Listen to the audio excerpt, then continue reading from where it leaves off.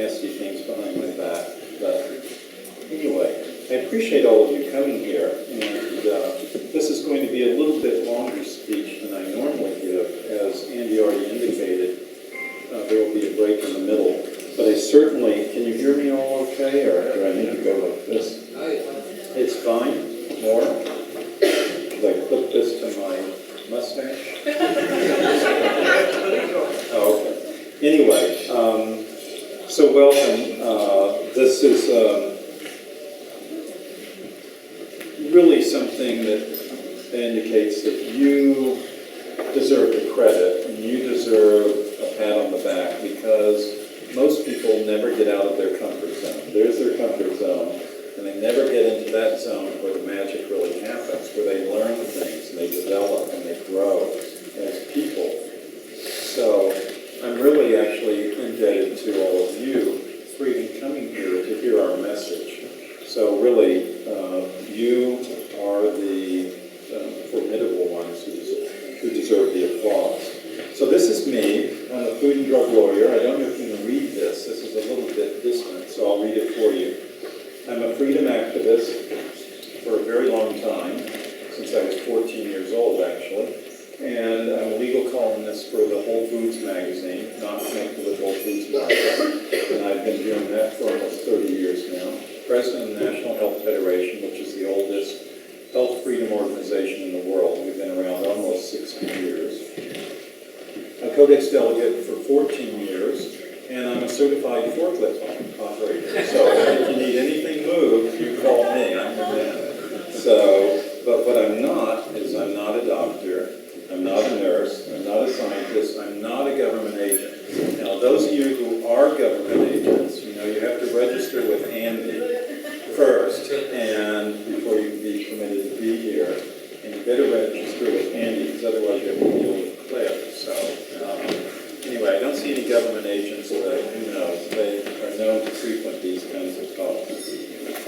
But the problem we face, and this is just an example, is with alternative medicine, and that includes supplements, that includes a lot of different things that don't fit into the mainstream mentality of what they want you to take. They want to take away your freedom of choice. And in the UK, in Ireland, in the Netherlands, in the United States, certainly in Canada as well, the governments have all kind of gotten together to remove these supplements that will have a healing effect for you, that will help you resist disease, help you be healthier and live longer and live a better quality life. And these are all threatened. And this is part and parcel of what I'm doing at Codex meetings. Alternative medicine, too, is threatened. Now, how many of you have heard me speak before? Have you been to one of my UK talks or not? Okay. Well, I kind of thought there would be an overlap, so I took out a lot of material from my earlier talks, but I could see that it probably would have helped here. But this is a chart, and really I know you can't read the words here. I don't expect you to, so I'll read them to you.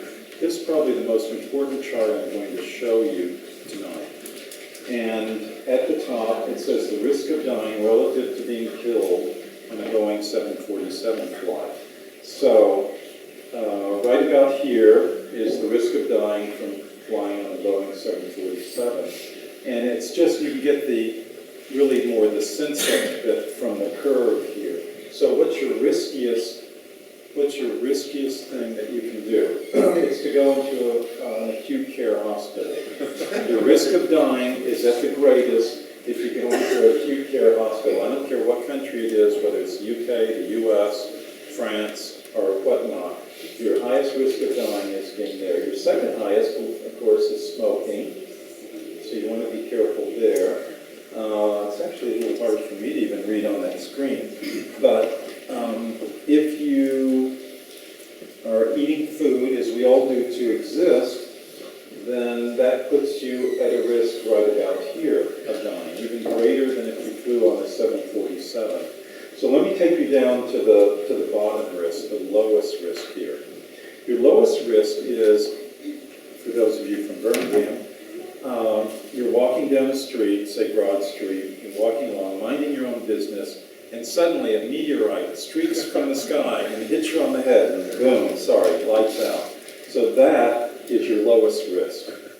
Now, your second lowest risk, I'm just going to skip over for a moment. Your third lowest risk is you're out in the field having a picnic or whatever, and a bee stings you and you die, or lightning strikes and kills you. And a little bit higher, you're riding a horse, enjoying the summer, and you fall off, and you die from that. So those are fairly low risk. All of those are low risk. It's not very likely anything will happen to you. So let's go back to the second to lowest. What is that? Oh, you've taken a vitamin food supplement or a mineral food supplement. That's your second lowest risk. It's somewhere between being stung by a bee and being hit on the head by a meteorite. That's where it is. So if you keep this chart in mind, and up here are drugs and all the other things that can kill you. But down here, near the very, very bottom, almost an infinitesimal number is your risk of dying from taking a supplement. From opening up a bottle like this of vitamin D3, 5,000 units a day, which the authorities in the UK would say is phenomenally too many. I brought this over from the States, by the way. I think at Holland & Barrett you can get it in 1,000. I'm not sure you can get it in 5,000 IUs. But in any event, your risk of dying from swallowing this whole bottle is virtually minuscule, unless there's something terribly, terribly wrong with you, in which case you're probably already in the hospital anyway. So all the fuss about supplements, alternative medicine, and the other thing, all the other things that go with it, is a bunch of hogwash. Why are they spending billions of pounds to try to control something that's basically inherently safe and that will not harm you? Keep this in mind as we go through when I talk about Codex, when I talk about the government authorities and the like. Why are they trying to keep this bottle away from you? The conventional approach kills. In the U.S., these are U.S. figures, so you can just do a percentage of the population in the U.K. to get an idea for the U.K. 800,000 deaths a year from doctors. Actually, it's more. I'm using a conservative figures here. It's 120,000 deaths a year from drugs and 5,000 deaths a year from food, usually typically food poisoning. And this is year in, year out. But what do you have? You have very few deaths from natural remedies. In fact, virtually none. I took out the graph because I already had too many slides on this, or so I thought. And but it would show you that in the last 35 years in the U.S., from vitamin and mineral food supplements, I'm not counting things like L-tryptophan, by the way, amino acids, there have been 0 deaths. The death rate from supplements, and certainly from vitamin and mineral supplements, it's minuscule. So how many of you know about GCMAF? You do, and that's about it. So this is a glycoprotein. Before I go on, since we have a little time to do this, this is a glycoprotein, and it basically is a macrophage activating factor. You know, cancer cells, when they invade your body and they spread, one reason they're so successful at doing that is they exude this enzyme called nagalase, and nagalase activates your immune system. Everyone in here has 2 immune systems. You have your innate immune system, and then you have your acquired immune system. Acquired immune systems are like our acquired immunity is from childhood diseases, like you got chicken pox when you were young, and you get an immunity from it, or you got vaccinated, and then that's the acquired. But the more powerful one is your innate immune system. These are the first responders, the first ones to arrive on the scene, and these are your macrophages. So when they encounter something like a virus or a cancer cell, they immediately respond to the scene to destroy it. And in the case of cancer, it exudes this enzyme called nagalase that inactivates the macrophages, so they stop in their tracks and they drift around and they aren't able to do their job. Well, there were some people who discovered, and there's a doctor named Dr. Yamamoto, who has been doing research since 1991 in the US, although he's Japanese, and has been testing small, admittedly small numbers of subjects, like 24 at a time, giving them once weekly injections of 1 nanogram, that's 1/1000th of a gram, of GCMAF, which is a macrophage activating factor, because it has a half-life of about 6.5 days. And he found within a period of, it depended on the cancer, whether it was prostate cancer, colon cancer, or breast cancer, those were the 3 main ones he worked on, that he had complete recovery, cancer-free after 30 to 60 weeks of once weekly injections with a diabetic grade needle, gauge needle. And just doing that. And there's an outfit, actually, if you go to gcmaf.eu, there is a company on Guernsey that sells this product if you want to get it. Although they're a little bit under siege, as you will see from the information. And that's just a little tidbit on GCMAF. It really works by like sending reinforcements to your immune system to overwhelm the cancer cells. But there are all sorts of other products as well that are out there. Ionic silver, which will stop in this day and age when we're getting to be at the post-antibiotic age, as they're calling it, where these antibiotics will no longer work on all these different MRSAs, these other, these bacteria. Then you need something like ionic silver that will kill it, or natural garlic that will kill the viruses and the bacteria that the antibiotics won't work on. Of course, antibiotics don't work at all, never have on viruses, but they do work on bacteria, but less and less so these days. Then selenium, which is very antiviral. If you take about 200 micrograms a day, the typical British diet is, typical Anglo-Saxon diet is very deficient in selenium. It's very hard to get it in your food in the UK unless you have a habit of eating Brazil nuts. If you eat a Brazil nut, that'll supply about 150 micrograms of selenium, which will help support your immune system. Otherwise, you get it in a supplement. And then there's natural vitamin D, not the synthetic one, which can be toxic, but D3, which also acts against cancers and viruses. They found women especially who are taking at least, I'm sorry, I've forgotten now, it's 1,000 or 2,000 international units a day, have a marked reduction in their risk for breast cancer. Just from taking that, a similar rate reduction for men who are taking natural vitamin D. That's D3. And then vitamin K, and I've just said K, but it's really K2 that you want to take, and I'll talk about that more in a moment. Magnesium, they have magnesium here galore. Most people's diet is very deficient in magnesium, but very rich in calcium.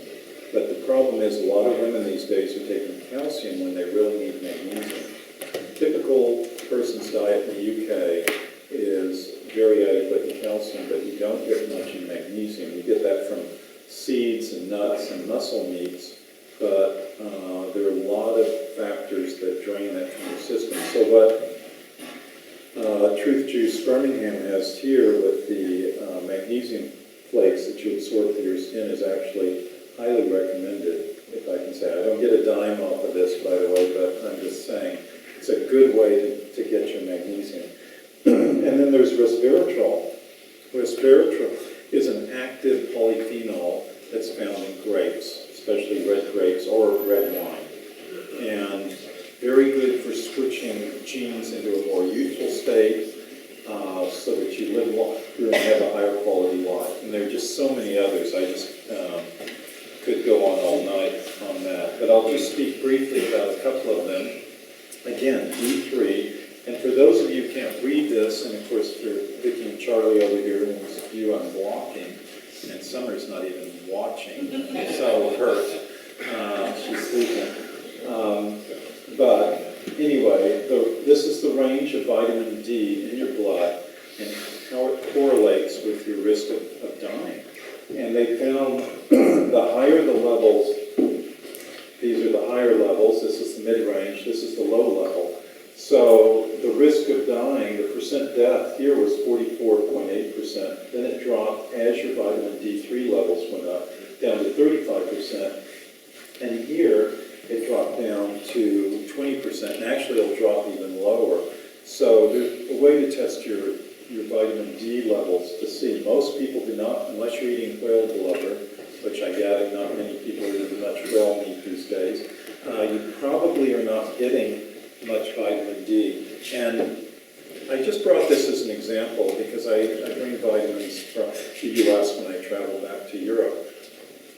And it's very cheap insurance. I pay, on average, I forget what the bottle costs, but I work out on a per monthly basis because this bottle will last me 3 months.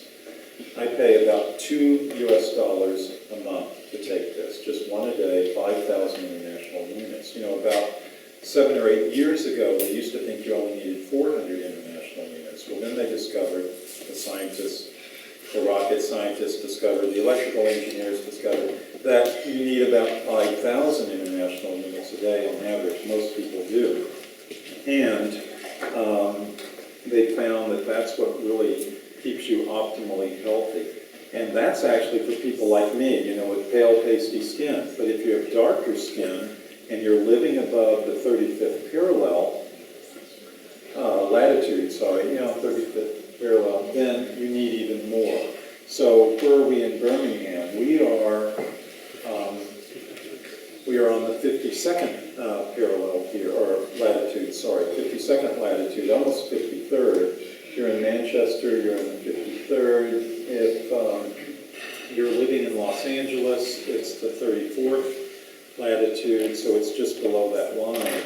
But people with dark skin have very protective systems. So they have higher rates of high blood pressure, cancer, diabetes, all of that. It's not because there's something wrong with them, it's just they're living in an environment, a climate, where they aren't getting the sun that creates the vitamin D in their skin. Now, here you can see the short distance through the atmosphere that allows the vitamin D producing rays to produce it in your skin. But up here, here's Birmingham almost, it's a longer distance that the sun's rays have to punch through.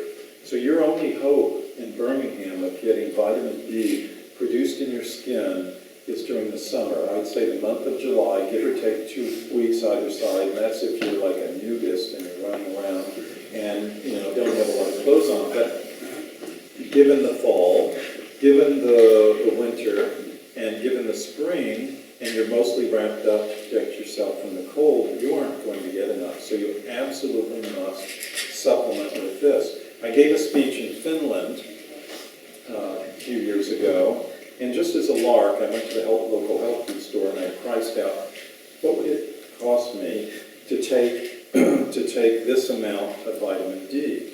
And I figured it out. I won't go through all the calculations, but we were taking about 40 euros a month. 40 euros. And that's with like a handful of pills instead of one little tiny pill.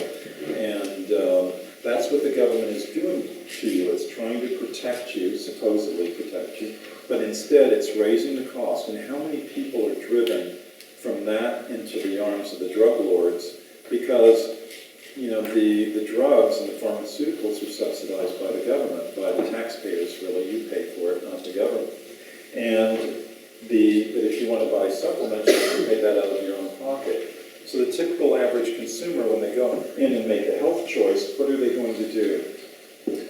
40 euros for vitamin D that will help protect me from getting cancer, from getting a flu viral attack, whatever, keep my immune system up and healthy, or that drug that costs €1 or £1 through the national health system.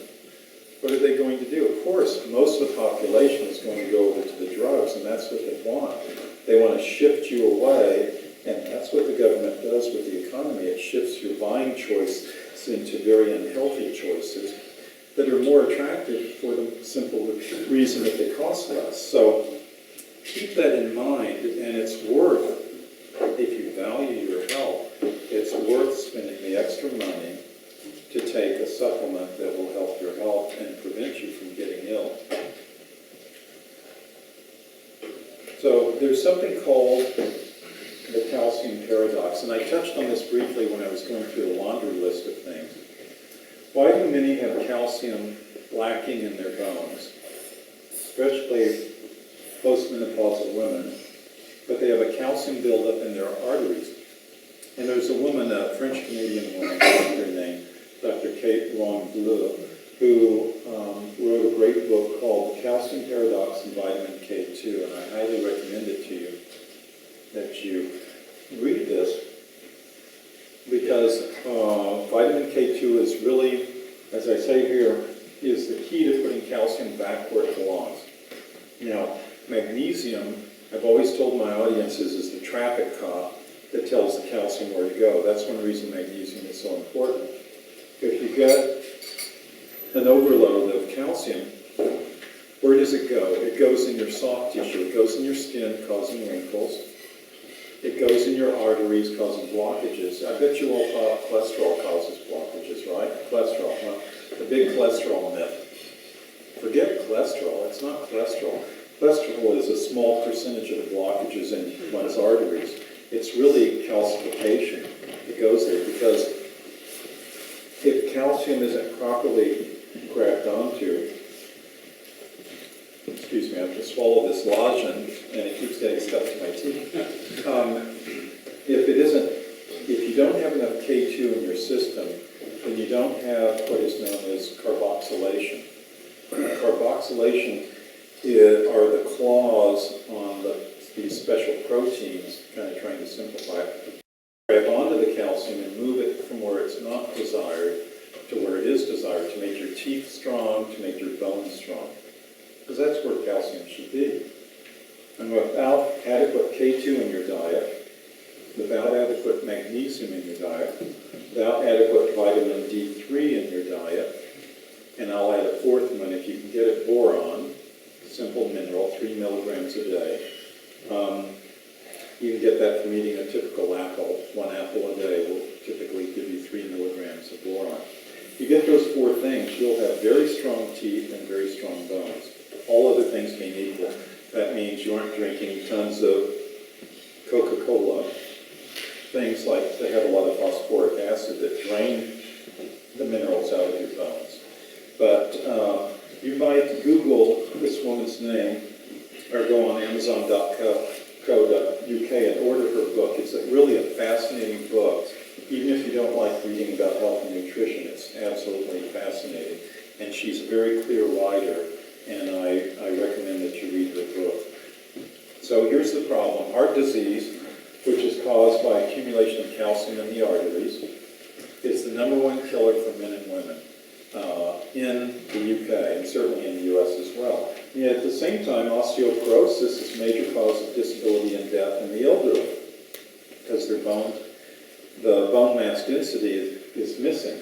And especially in women, because estrogen, which they no longer have much of, is an incredibly good fixer of calcium in the bones. But once that stops, then there are problems. And that's one reason women tend to have more problems with it in their older years than men do. So just to give you an idea, I found this slide, and I decided to put it up here so you could see. So where you have sufficient vitamin K, and it's really K2. K1 you get from green leafy vegetables. K2, I'll show you the other food sources for K2.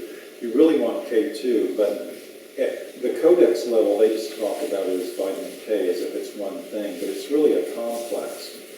Sort of like vitamin E is a complex also. It's not just one simple vitamin.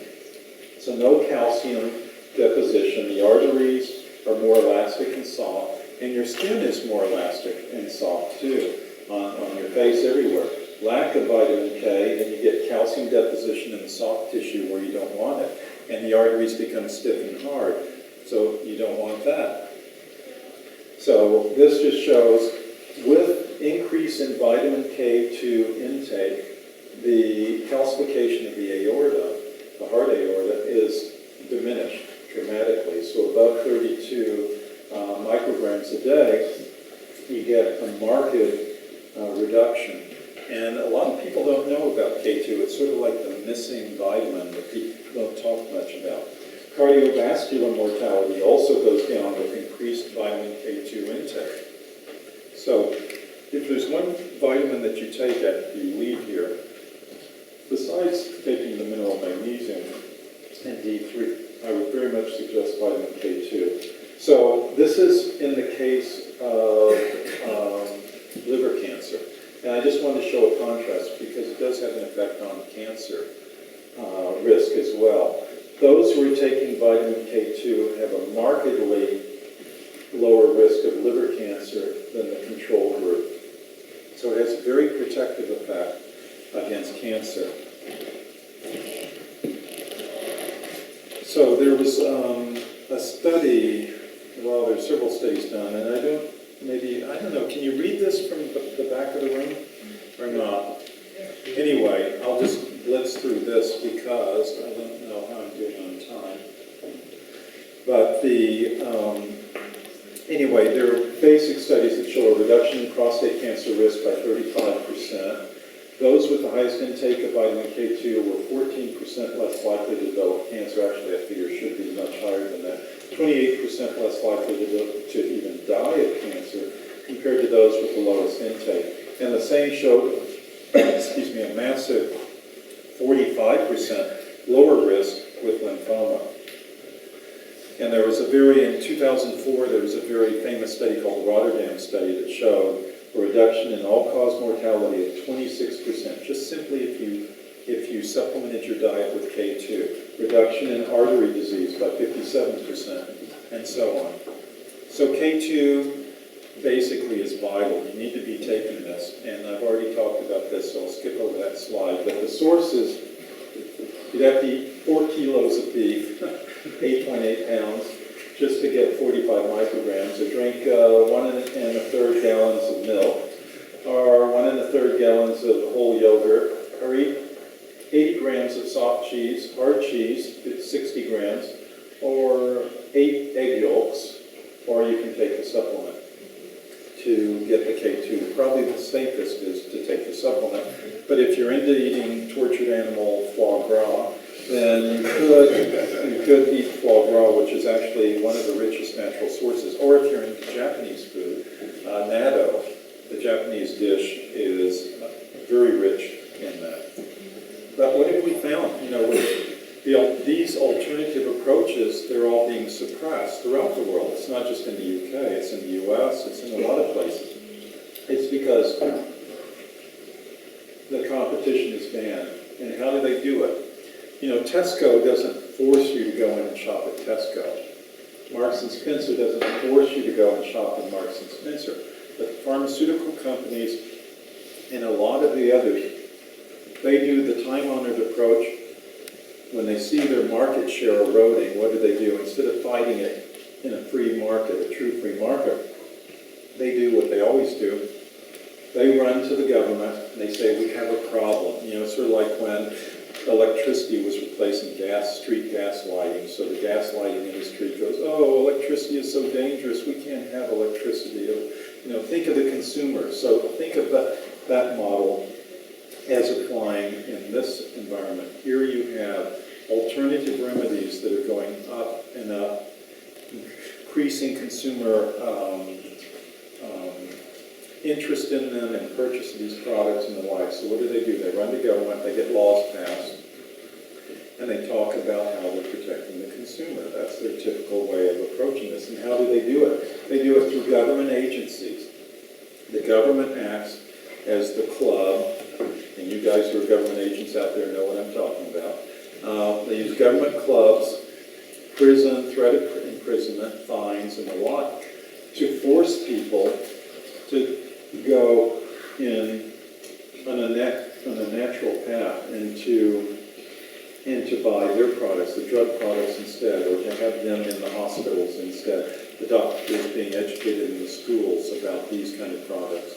So these are captured agencies. That's what they are. They don't operate in your public interest. They operate on behalf of the companies. And it's all about this. Or maybe in the UK it's about this. It's about the almighty pound. And the other way they do this is through disinformation in the mainstream media. I And that's one of the reasons I said at the very beginning, I appreciate each and every one of you coming here, because you aren't just sitting back reading the Times, the London Times, or watching BBC and getting all your information from there. I call it the mainstream media. About 3 years ago, April 2010, there was this issue of Reader's Digest that came out in the US. I don't know if it came out in the UK. The vitamin scam. And they talked about 10 different vitamins and how awful they were, and except for vitamin D. So they talked about 9 awful ones, and one they said, well, vitamin D will help some people. And I thought, well, this is interesting, so I bought this issue, and then I flipped it around, and what's on the back? Oh, a big ad for Prilosec. So who do you think is really calling the shots for Reader's Digest? Their major advertisers are the drug companies. And then they lead you to, so they're giving you all this different misinformation, and they do it through many ways, and they knock supplements every chance they can. But they also put out useless information. I mean, these headlines, like starvation can lead to health hazards. I mean, is that really news? Miracle cure kills 5th patient. You know, this is their idea of health information. Oh, well, here's another time. Rally against apathy, draw small crowds. Statistics show that teen pregnancy drops off significantly after age 25. I like that one. Study shows frequent sex enhances pregnancy chances. Okay, well, all right. Some genius thought of that one. So, but, you know, they give you this information, but they don't give you, except in journals that most consumers don't read, they don't give you the real facts here, like about vitamin E. There was a study that was done 10, 15 years ago. It actually started, it went over a 10-year period, and they studied a large number of women, and they gave them vitamin E. And at the end of the study, they measured what the effects were, obviously what the health effects were. So they checked for cancer, various forms of cancer, and they checked for cardiovascular deaths and the like. And so, what did they find when they announced the results of the study? They announced in big trumpeting headlines, this is part of the mainstream media's technique, they announced that, vitamin E has 0 effect on the cancer rate, 0 effect on colon cancer rate, 0 effect on breast cancer rate, 0 effect on this and that. So by the time you got to the very end of the article, if you read that far, you were convinced, hey, vitamin E is a waste of money and a waste of my time, right? Wouldn't you think that? I would think that. But if you had persevered and read to the final paragraph, you'd see something. Oh, and there was a slight decrease of 25% in cardiovascular deaths among women ages 30 to 65, and a 50% reduction in death risk for women of ages 50 to 65. Well, if that had been a drug, I guarantee you they would have been trumpeting it from the initial headline, wouldn't they? But instead they bury it down underneath all the other stuff that vitamin E didn't do. Oh, vitamin E doesn't clean your toilet. Vitamin E doesn't, wash the car. All of that. And then down there is the important stuff, and then they fluff it off as insignificant. So you have to pay, when you go through this world of ours, you have to pay close attention to what they're saying and how they're saying it, and not just read the headlines and then go, oh. So I want to inoculate you against the mainstream press, because I've told you some good things about magnesium, vitamin K2, vitamin D3, and now vitamin E, but I guarantee you in the next months, years, you're going to hear the screaming headlines that say how wasted your money will be if you spend it on these items, and in fact, those are all lies from the pit of hell, because here, the leading causes of death in females in the U.S., which is very similar in the U.K., heart disease, 24%. Now, most women from 50 younger don't have a risk of heart attack because estrogen has a very protective effect. But after the age of 50, if you can take just 400 international units of natural vitamin E a day, and you can reduce, as a woman, your risk of dying from a heart attack by 50%. Isn't that something you would want to do? And I don't get paid by the supplement companies to be up here and tell you this. I'm just a consumer like the rest of you. But, you know, I want to live a longer, higher quality life, and that's what I do. This is my life insurance, and my health insurance is taking these supplements. It's not paying into the NHS or some other, like, Obamacare system. So the reality that the mass media isn't sharing with you is that supplements are dangerous only to the pharmaceutical disease care business. They aren't dangerous to you. They're dangerous to the profits of those companies. And they undermine its sickness industry, and they do it by reducing the outlet for selling you millions, billions of dollars or pounds in drugs. So keep that in mind. Now, this slide was made for the U.S. Presentation, so forgive me for that. I didn't really have time to research and then replace it with a UK-based one, but it's still representative. What they do is they will first launch a propaganda campaign through the mainstream media. Vitamin E is wasted on you.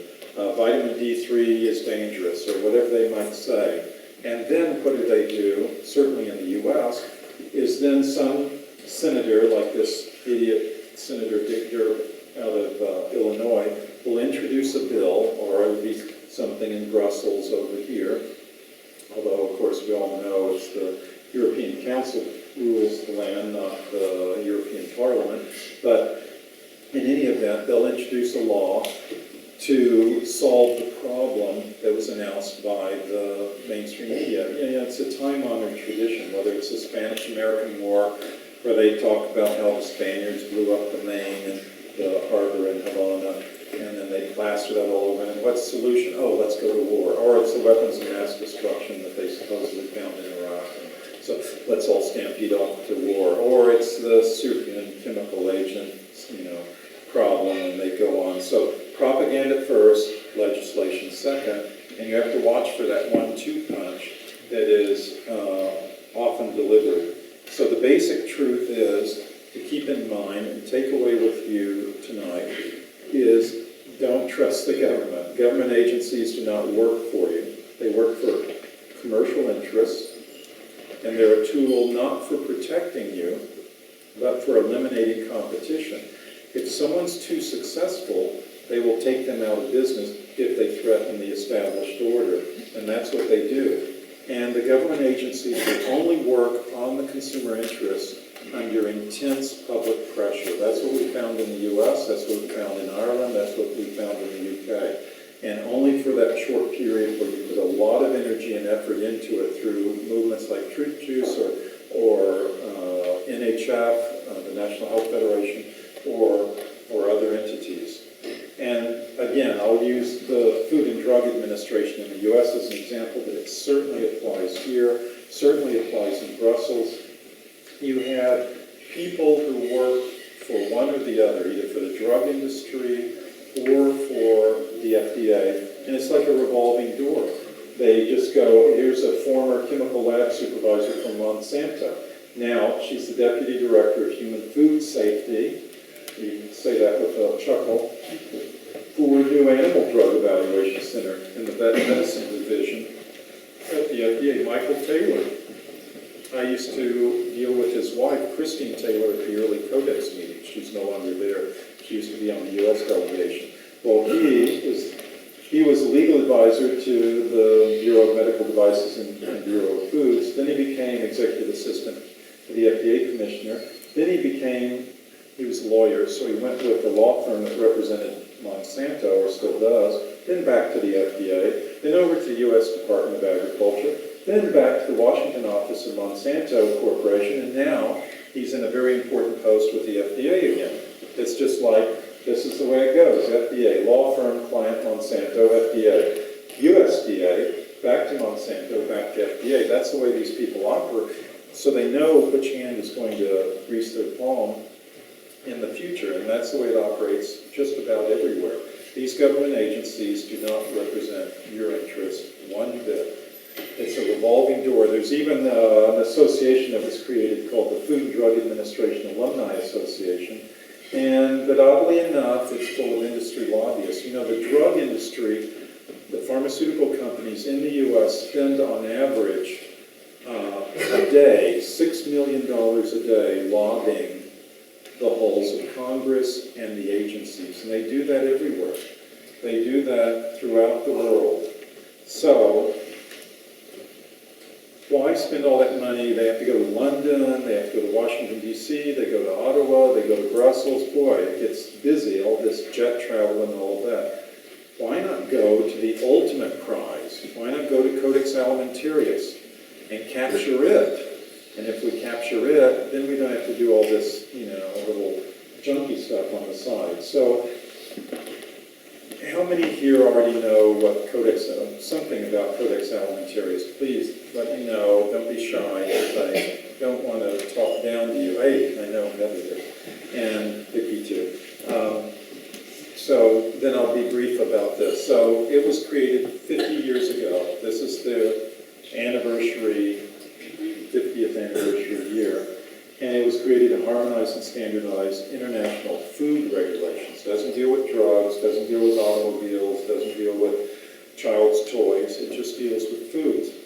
And then there are the stated goals versus the actual goals. So the stated goals are really kind of noble goals. I mean, they're twofold. One is to protect the consumer. Well, who could disagree with that? The other is to eliminate the barriers, international barriers to food trade. Well, we agree with that also. So it's a noble concept, but in practice, what I've found, and I've been going to these meetings for 14 years now. I started in June 2000. We had someone else for the National Health Federation who was going before, but she was just acting as a reporter. My first meeting was in Berlin in June 2000.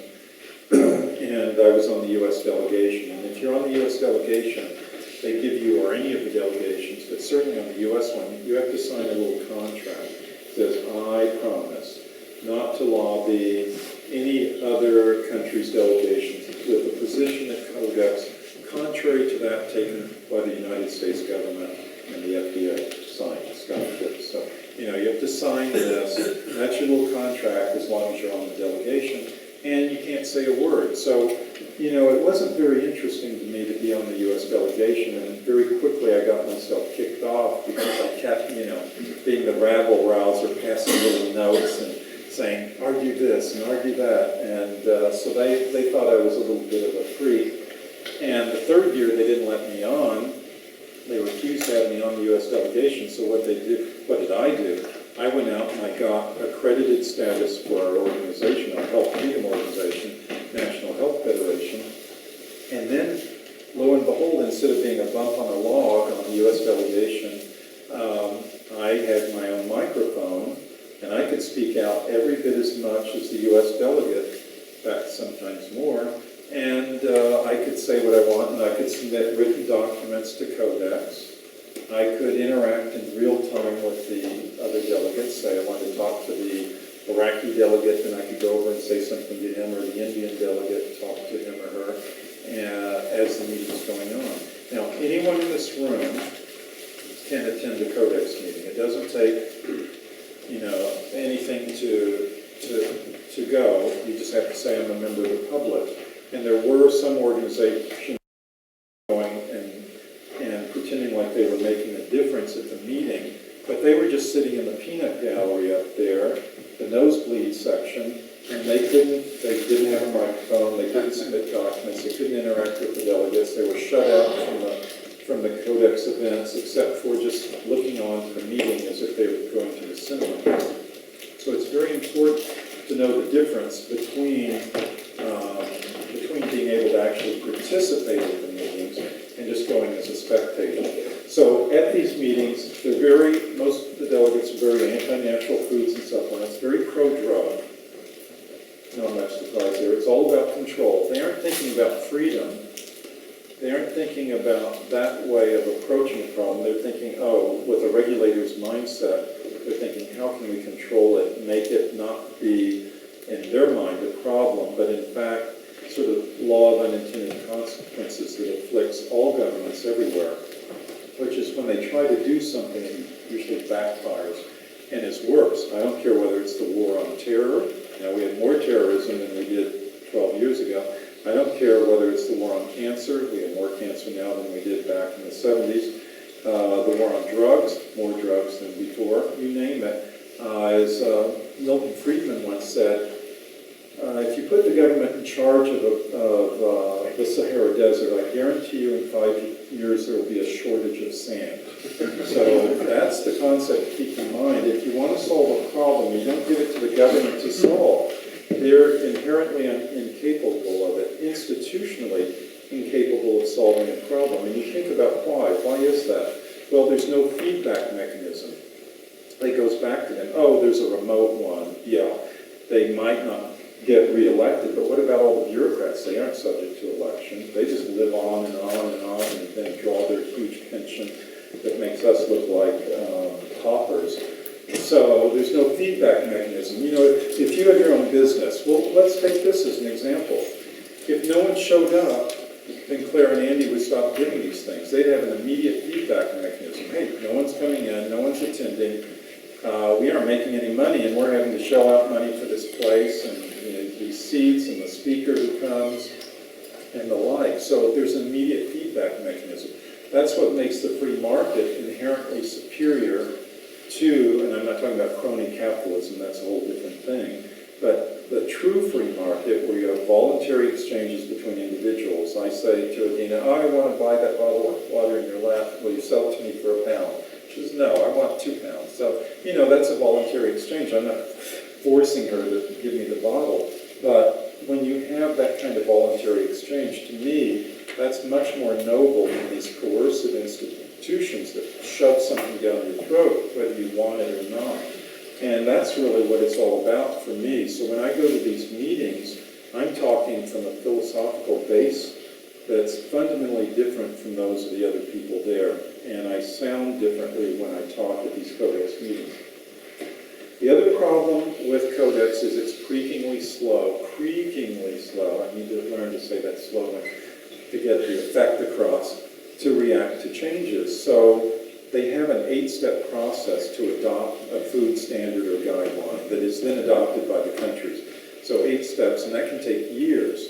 So by that time, with the logarithmic advance of the doubling time of knowledge and science and wisdom, well, hopefully wisdom, but certainly knowledge, they left the Codex standard way in the dust. It's sort of like saying, oh, we're going to decide to have this different standard of gas lighting, but by the time they institute the standard, we're already on nuclear power or solar power or whatever, and way beyond that. But they're stuck in the 19th century doing that. And then, of course, capture, because you look at the entities that are around there, and I'll talk more about that later, but a lot of them are Monsanto front groups or drug company front groups.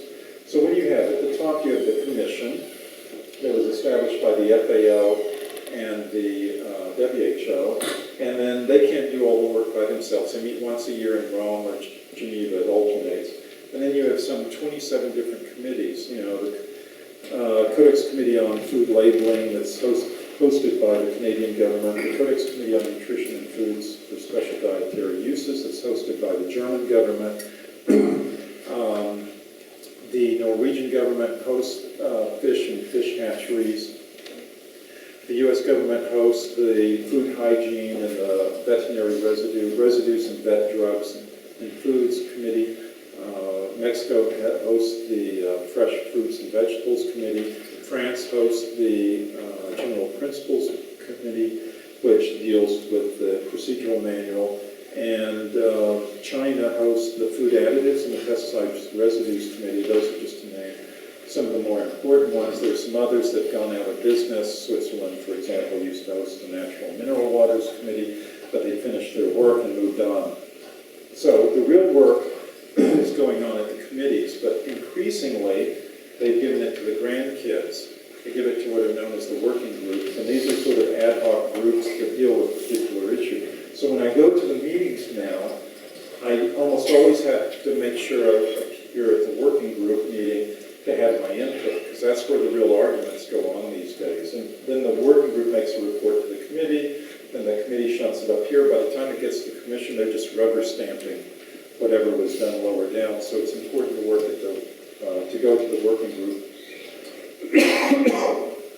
This is the FAO building.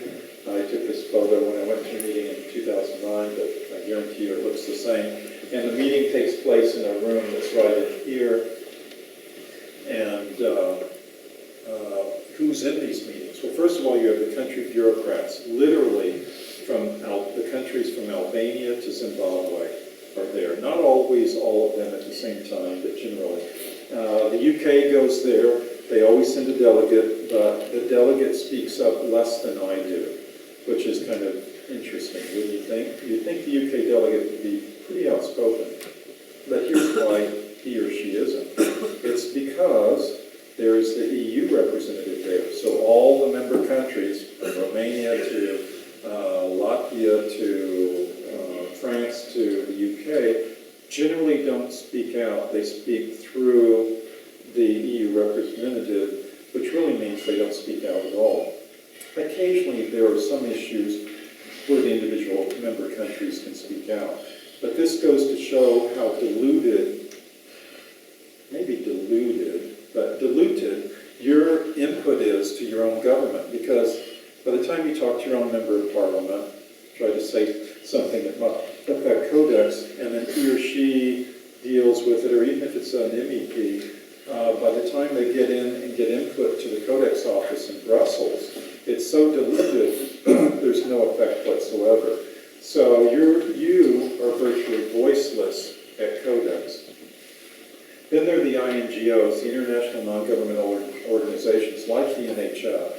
And these are mostly trade groups, like the World Sugar Research Organization, like the International Food Additives Council, which is a drug company group, Monsanto group actually, and then there's the Calorie Council, which is another front group for the drug industry. There's the International, has a great name, International Federation for Animal Welfare, and I fought against these people, and their idea, their concept of animal welfare is you drug them every time they turn around. Let's give them another drug, another jab, put it in their food. That's their idea of animal welfare, which is completely different than mine. Then there's the Codex staff.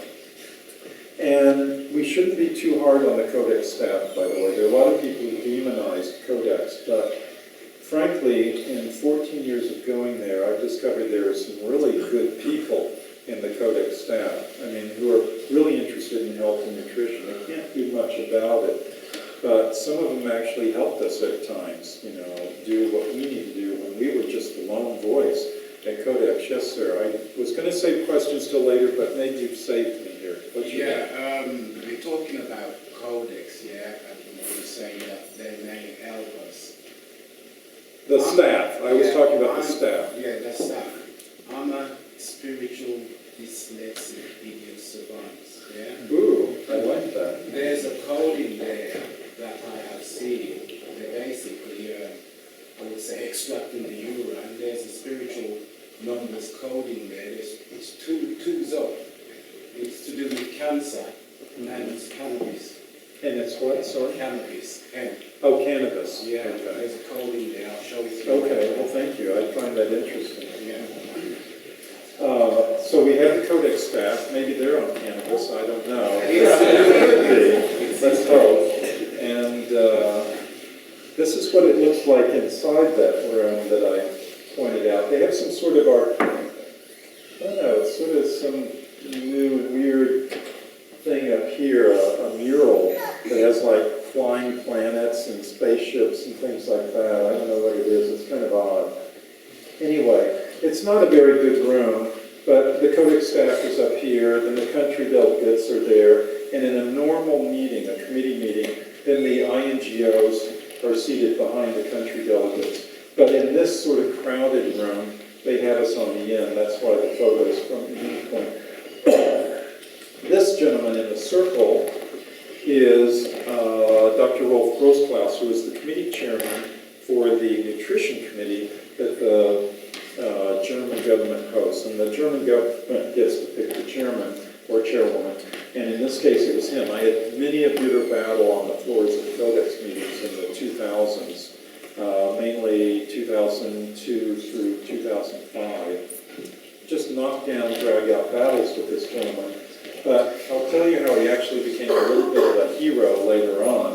even though he was my bitter enemy for a long time. There was one fight where he actually helped us. He did us a huge favor, all of us in this room. So the problem with Codex science is they have all these fancy terms: risk assessment, risk analysis, risk management. It'll put you all to sleep if I even begin to discuss it. It'll put me to sleep. But basically, all it is a toxicological model applied to natural products, food and the like. So especially with vitamin and mineral supplements, they think, oh, you know, I have a hammer, so everything looks like a nail. And so the vitamin and mineral food supplements, and remember that chart I showed you before, how incredibly safe they are. Well, they're treating them as if they're dangerous drugs. And remember that chart before that showed how dangerous drugs are, the death risk from it. So they're treating these two very separate products in the same way. And that's what they're doing. And they have what are known as the Food and Agriculture Organization, the World Health Organization, expert consultations. So what do? They gather experts. And before 1999, they were actually somewhat good about it. They would get, oh, Joe over here who doesn't like this, he has a special view on it, and Sally over here who has a different view, and so on. And then they would come out with a report that would then be delivered to Codex, and then Codex would make a decision on the science there as to whether to adopt it as a standard or not. But since about 1999, they changed that. Now they predetermine how the outcome is to come from the expert consultation, and then instead of picking Sally, who might not be in accord, they pick everyone, you know, the rubber stamp expert consultation, so they'll come out with a predetermined science.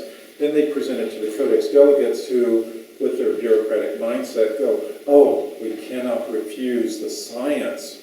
You know, they genuflect before the altar of the FAO and WHO expert consultations. There's no way we can refuse what they did because they are the scientists. They considered what was right.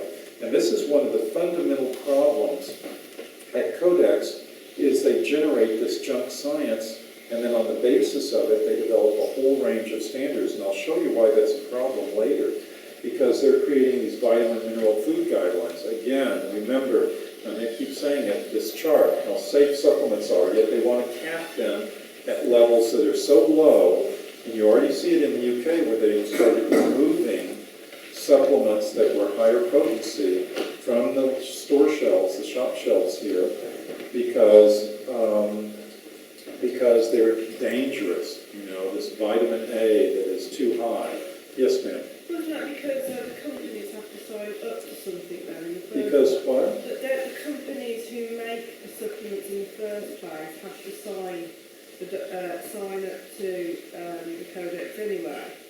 So you're asking if it's because the companies themselves have to sign up to Codex? Well, to agree to, that's what I heard, that it was that the supplement people were signing up to some of all the legislation stuff to be protected by the Codex, that's what I mean. Okay, if I can If you didn't sign up, you don't have to follow, No, it doesn't work that way. It's sort of like saying, I don't want to sign up to stopping at red lights in Birmingham, so I don't have to do it. You know, it doesn't work that way. No, but if you're a company that's been producing those supplements for years and years and years, and somebody could, I heard that it was that they were being approached by, guardians from the Codex to sign up to...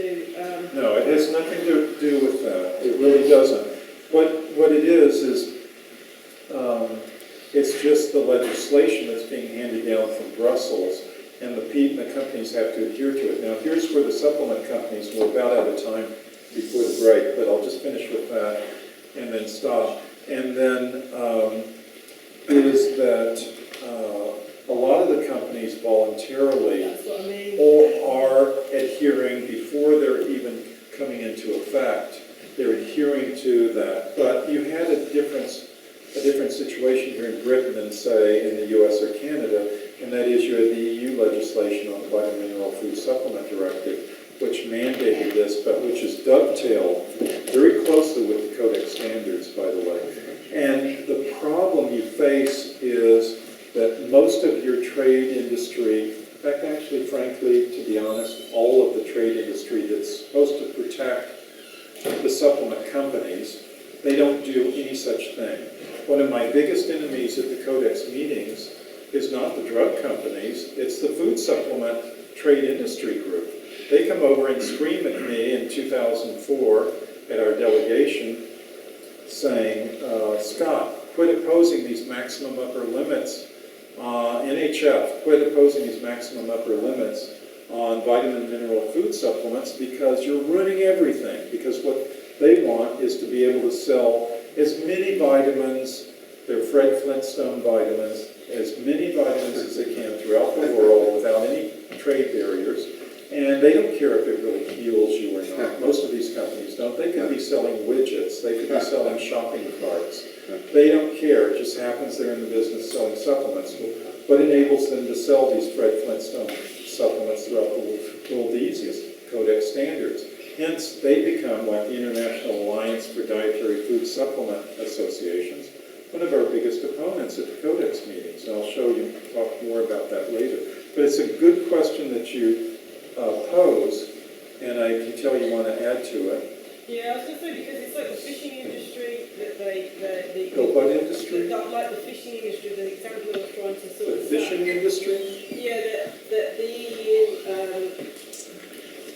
got a lot of the fishing industry, little small fishing industry. You're just using that as an example of yeah, but then when they signed up to doing that sort of, but that's they promised them all these things, but then in the end it's been ruined because of the same type of... Bottom line is it's going to be forced on the supplement companies one way or the other, but they're actually the handmaidens to Codex. They're actually helping Codex, but not necessarily by signing on the dotted line so much as agreeing to the rules and rate. Well, they don't even have to agree. I mean, if you're selling a supplement these days in the UK that doesn't match the vitamin mineral food supplement directive out of Brussels, you're in trouble. So it's whether you signed anything or not, you're in trouble. So you have to be aware that this is the coercive nature of these things. It's not voluntary sign-off thing. And it'll be increasingly the same way as the different standards of Codex and the guidelines. And by the way, just a quick, and then Andy's going to pull the plug on me. I've mentioned standards and guidelines. So what are the difference? Well, guidelines give the general principles. How do we arrive at the numbers? So Codex will generate guidelines typically first, and then out of that, from that, they'll generate the standards. The standards will say no more than 60 milligrams of vitamin C a day is your 100% daily requirement. That's a standard, or an example of a standard. And so keep that in mind. So I think Andrew wants us to take a break and... I'd sit and watch all night, but I know that there's some women in the audience who can only capacitate enough urine for 1 hour 15 minutes. Okay. Am I right? You get a couple of months. So no, I was going to say like a 20-minute break now. John was cool with that. I'll carry on.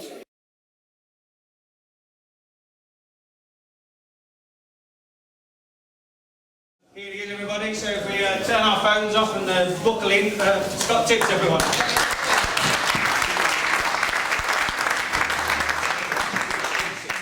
Most of you returned, so I guess I'm not doing too badly. And but if I see you falling asleep, then you guys have to, or gals, need to be a little bit awakened. So I'll raise my voice. And if I'm speaking too slowly, then just let me know as well, or too lowly, then let me know. But with my American accent, I hope I'm understandable to you. So, okay. No, it's okay. Well, then I'll try my French accent to see if that will. Well, you know a little Irish, but anyway. So we left off with these vitamin mineral food guidelines. There was also GM food labeling. I mean, we could spend days just talking about these 4 topics, but just let you know, NHF argued against at the meetings. We were known as like the bad boys of Codex. We argued against putting maximum upper permitted limits, at least the lower limits that they wanted, on these things. on the vitamin mineral food supplements. And then on the GM food labeling, our position has been that GM food should be labeled so that the consumer knows what he or she is taking. And I had actually had the US delegate come up to me. These are the meetings in Canada, by the way. And at one stage, we were debating this for years. And you'll be happy to know that the EU delegate was actually protecting you at these meetings, because their position was, of course, GM food should be labeled. And I think that was the position of India as well. So there was India, there was the EU, there was NHF, there were the other consumer organizations like Consumers International and NHF arguing for food labeling. And at one point during a break, the US delegate came up to me and said, because I'd asked her, why is the US opposing this? And she said, well, it's because the consumer is too ignorant to know the difference between GM foods and non-GM foods, and they'll make a mistake. And I went up to, at one point, the EU delegate, Jerome Lepantra, and I said, you know, it's a sad day where the EU delegate is speaking more on behalf of the American consumer than the US delegate is. And I found that repeatedly on many of these issues, whether it's aspartame or aluminum as a food additive, or even on the melamine contamination in food. Now, the screen's a little low, so some of you there may not be able to see it, but at the meetings, we had great success in Beijing last March at the Codex Committee on Food Additives, because China is the host of that meeting. And we, along with the EU, it was the EU delegate and NHF, and I think maybe India did join in with us on that one as well, opposing aluminum in food, in a food additive. And we successfully got removed half of the aluminum food additive types from the list, and then the remaining half were reduced in levels by 50%. So we had great success there, and in the upcoming meetings, we hope to eliminate them altogether. Now, aspartame is a different issue, and we're very keen on getting that out as an approved food additive, but we're up against some really big companies and their lobbying power, and so far admittedly, we've not had much success. But we did have success with melamine contamination in foods. You may recall that melamine, which is a completely man-made product, I don't know if my next slide shows, no, okay. So I think I removed the slides on melamine, but basically if you look at the melamine molecule, it's very nitrogen rich. So what some clever Chinese figured out is, hey, if we put that in cat and dog food instead of real protein, because the testing equipment tests for nitrogen levels, we'll trick the testers into thinking it's a high protein content dog food or cat food, and we'll make millions. You know, we cost like pennies to have this melamine, and protein costs a lot of money. So we'll do this. So they did that, back in the 2000s, and they killed about 150,000 cats and dogs in North America and Canada and the US where they marketed this. And then they got caught, and there were problems. And then a few years later, they tried it with infant baby formula. And the babies were a little bit tougher than the cats and dogs, quite honestly. Only about 100 or so babies died, and 5,000 were sickened, but it was still a problem. So melamine, which comes from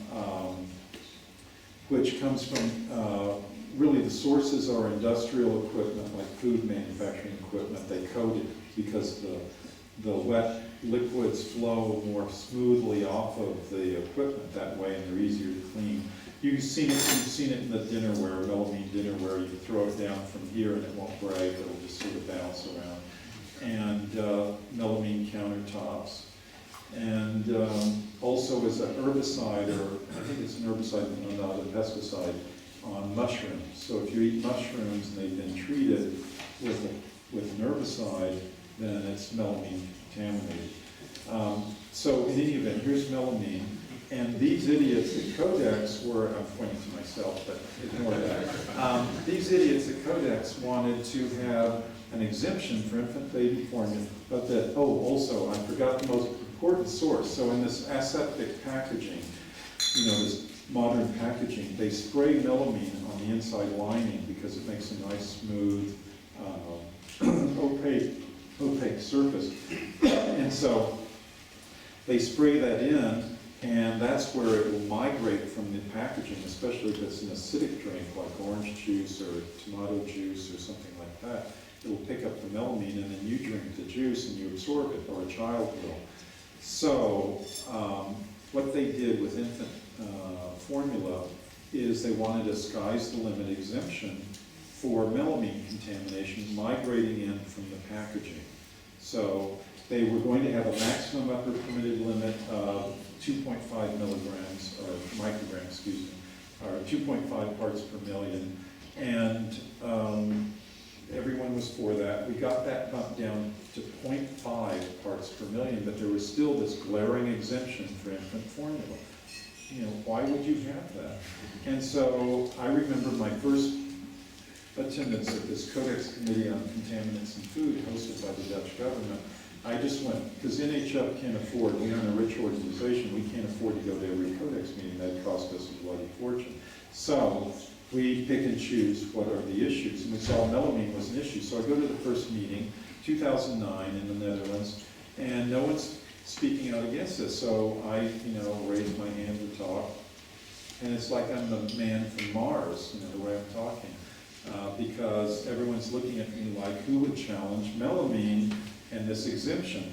And the chairman, bless his heart, he was very polite. He said, well, we're going to go forward. So remember, I talked to you about how it's an 8-step process. So this was like at step 5.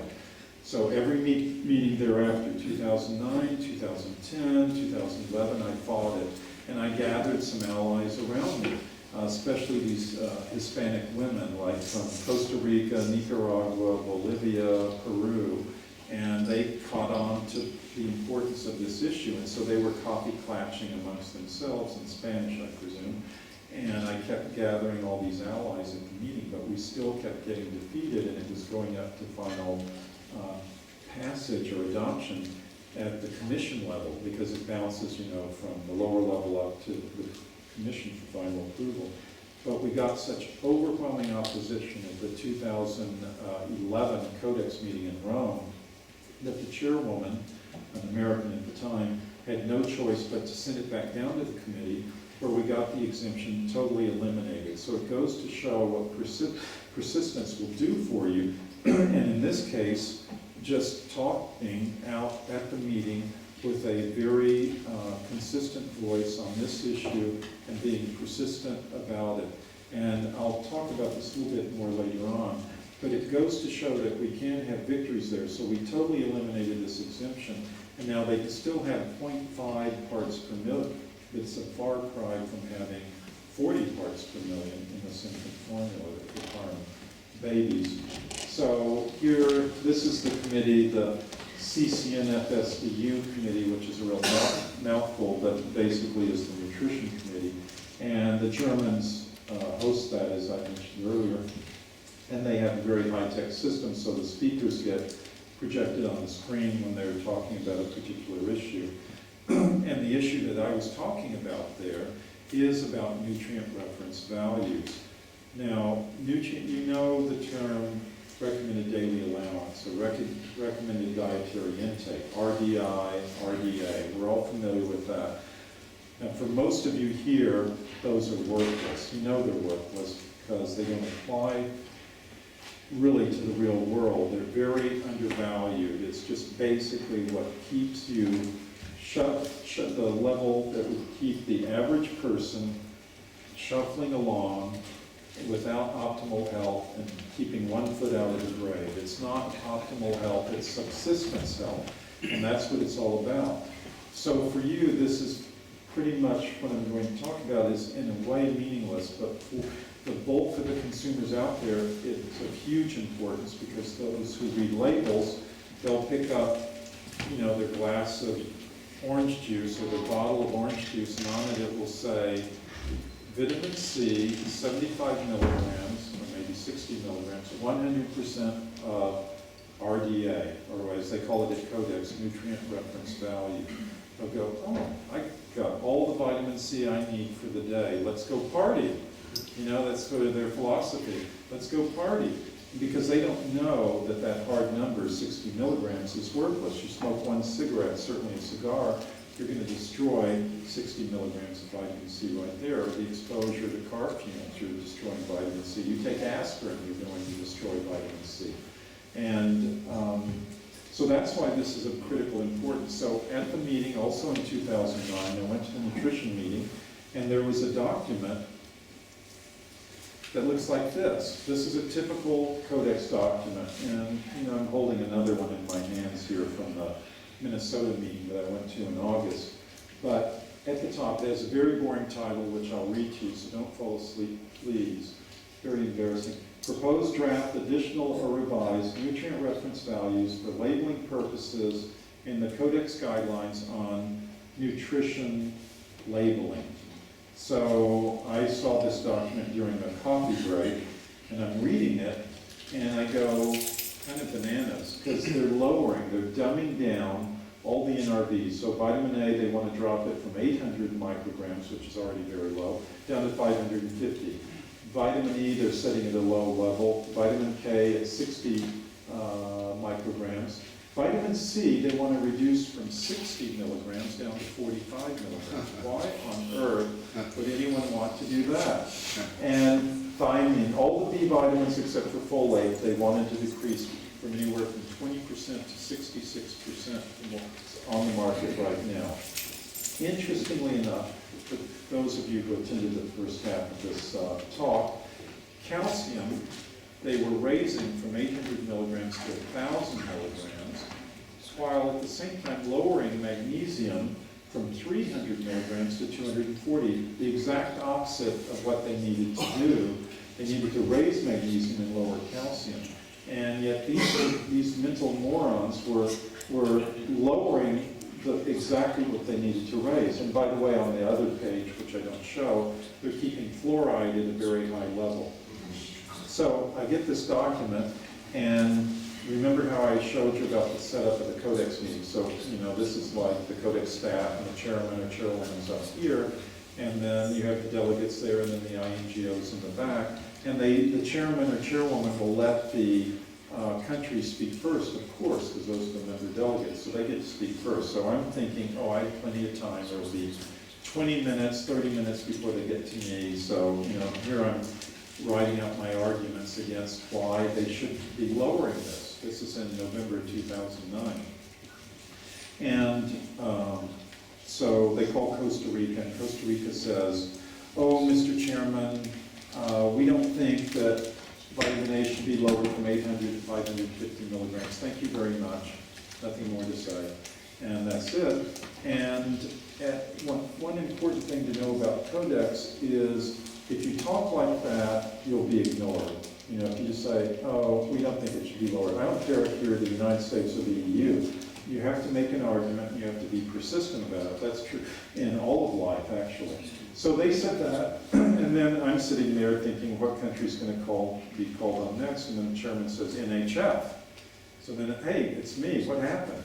They're supposed to go through all these countries. There will be no opposition to this document. It'll advance up. It'll be adopted as is. So I make an argument that, because I knew the chairman was very interested in the public relations, his precious committee, so I said, this is going to be a public relations nightmare for our committee. We will be the laughing stock of the world if this is lowered, because I knew that'd get to the chairman.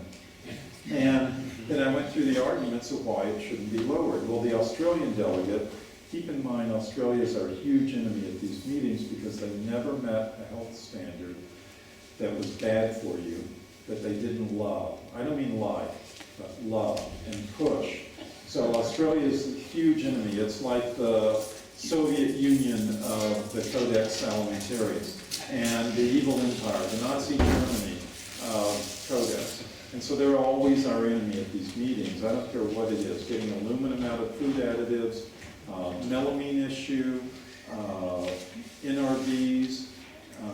We're battling Australia all the time. And so there's no love lost between NHF and Australia by any means. So Australia says, well, we did this because it's based on the science. Remember what I told you about that science coming out of the FAO, those expert consultations? Because they say it should be lowered. And then later in the argument, and I can't remember now if the Australian delegate said this at the meeting or outside the meeting, but she said, in the case of vitamin C, it's a compromise between scurvy, which means death, and total tissue saturation of vitamin C. We just reached a compromise, a halfway point between the two. I'm like, what are you doing? You're compromising between life and death? Why don't you go for life? I mean, just 100% life. But she didn't have an answer for that. So this is like the kind of way that these people think, and I don't know what really goes through their mind unless it's being given marching orders by their bosses and they're told, you know, we've got to dumb down the health and nutrition. While we're increasing the toxins and contaminants in their food, we need to lower the protective levels in their food so they aren't protected from the toxins. You know, it's sort of like clobbering you from two different directions. Anyway, the argument went back and forth for nearly an hour, believe it or not, back and forth. And at one point, I guess because I befriended him, the Iraqi delegation spoke up, the Iraqi delegate spoke up and says, we support NHF's position, it should not go forward. And then at a very critical moment, bless their hearts, their timing was immaculate, impeccable. The Indian delegate spoke up and said, we support the NHF position, this should not go forward, we should hold it back. Now, remember that guy in the white circle, Dr. Rolf Klaus, in the photo I showed you from before, my huge enemy from years before, and I had knocked down, drag out fights on the floor with him over all sorts of issues.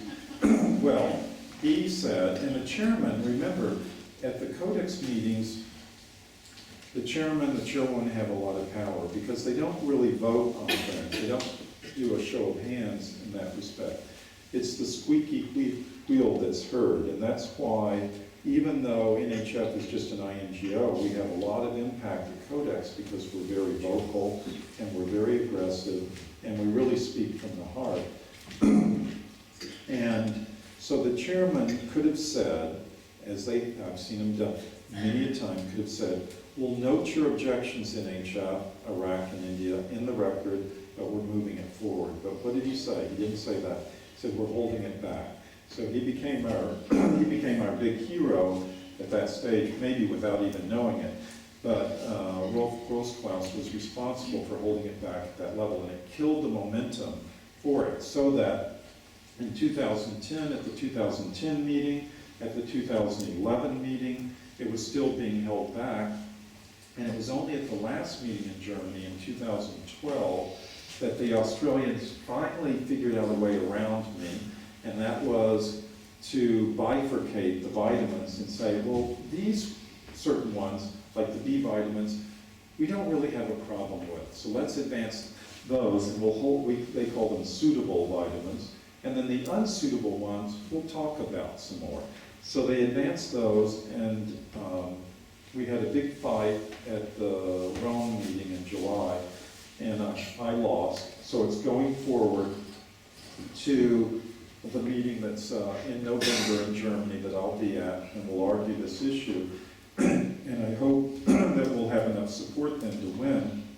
But unfortunately, the chairman has been replaced by a chairwoman named Pia Noble, who loves Australia and hates us. In fact, at one point, she even refused to let us talk, and she even announced it. She said, you know, there's no time to let any chef who has asked for the floor to talk, so we're just going to go on. That's what she does. And not a very nice woman, very cut and dried, and it's my way or the highway, and that's her philosophy. But anyway, this is a huge battle that's gone on. We've blocked it for 4 years now, but it's going forward slowly, but we hope to still defeat it, as we did with the melamine issue. So just to give you a little flavor, this is the building where we had that victory in 2009. That was the meeting hall. That was our team in 2011. This is Carolyn Knight, who's head of NHF UK. She was there, head of NHF Germany, and her mother wanted to go. Nice, bless her heart. She was there. She actually got very fascinated by the Codex meeting. And Then this is in Rome. Remember I told you we lost on the NRB arguments in Rome a couple of months ago. Well, the only one who spoke up in our behalf, besides the International Dairy Federation, believe it or not, the International Dairy Federation supported us because they realized that if you increase the calcium, then you can no longer claim that milk is a calcium-rich source of food source. So IDF, the International Dairy Federation, is on our side, but of the countries, only this guy spoke up, and he represents the Republic of Benin. And he was very brave because no one else was supporting our position, but he did. So he was kind of my hero for the meeting there. And I had to speak to him in French because he only spoke French, but very nice guy and very well informed. Well, actually, I do have the molecular structure of melamine up here, but I've already given you the melamine talk. So you can see all the nitrogen that's all up there. You don't have to be a rocket chemist to know that you can trick people with that. So, sorry, we already discussed this. I guess I got my slides out of order. There's the chairman when we finally won. We even had Australia withdraw its motion, so to speak, to push forward this exemption for melamine. So ractopamine was a big issue up until 2012, and that's a drug, I call it the Arnold Schwarzenegger drug, that they give to animals, primarily pigs, but also cattle and turkey, and it bulks them up and sort of turns them into the Hulk, you know. They have more muscle mass and less fatty tissue, and there's no real washout period. There's a couple of days I learned since I did the slide, but usually there's supposed to be a 2-week period in which you give the drug to the animal and then it gets washed out of their tissue so that humans won't consume it. But the breeders can make about $3 or $5 per head more. You have a lot of what are known as downer pigs, you know, pigs that froth at the mouth and go into spasm. It's really, in my opinion, quite cruel to the animals, or at least some of the animals. But it's also consumed by the humans because you're eating the residue. Now, in Europe, the EU outlaws, flat out outlaws, ractopamine. In fact, it's banned in over 150 countries. The last count was really 160. Russia, China, the EU completely ban it and prohibit it. The US, Canada, Mexico, all the Western Hemispheric states either allow it or don't outright prohibit it. And they want to sell their ractopamine-laden meat, which causes heart problems, by the way, in humans.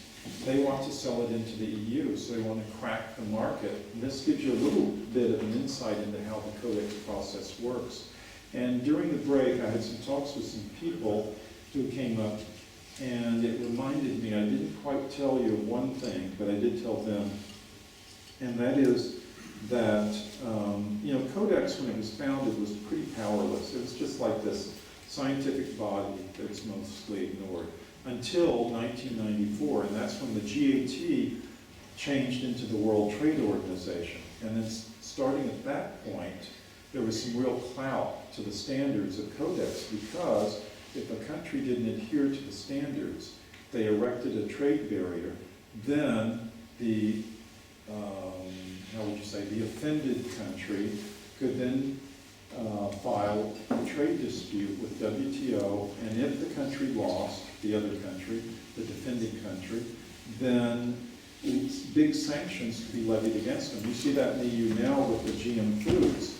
You know, the EU lost that trade dispute, but they still pay a lot of euros every year to keep out GM foods. It's pretty leaky to keep out, but they still generally hold that barrier. Same thing with ractopamine, except there was no Codex standard on ractopamine.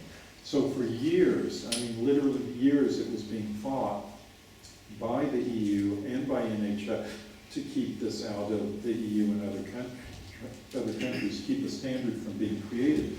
Because once you create the standard, then that will be used as the billy club to go club the EU, Russia, China, to crack open the markets for American and Canadian beef and pork that is laden with ractopamine. When you go to the US, the odds-on are that if you eat bacon, you're eating ractopamine bacon.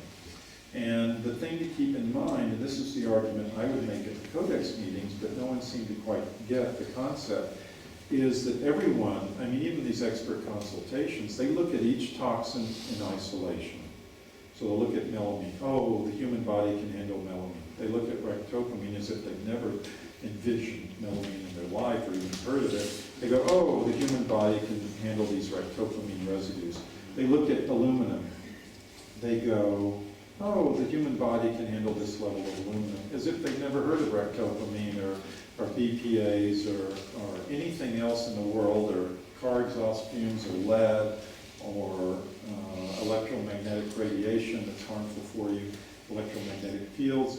And they say, oh, the body can handle this, but they never consider everything together in a cumulative effect and an interactive, synergistic way.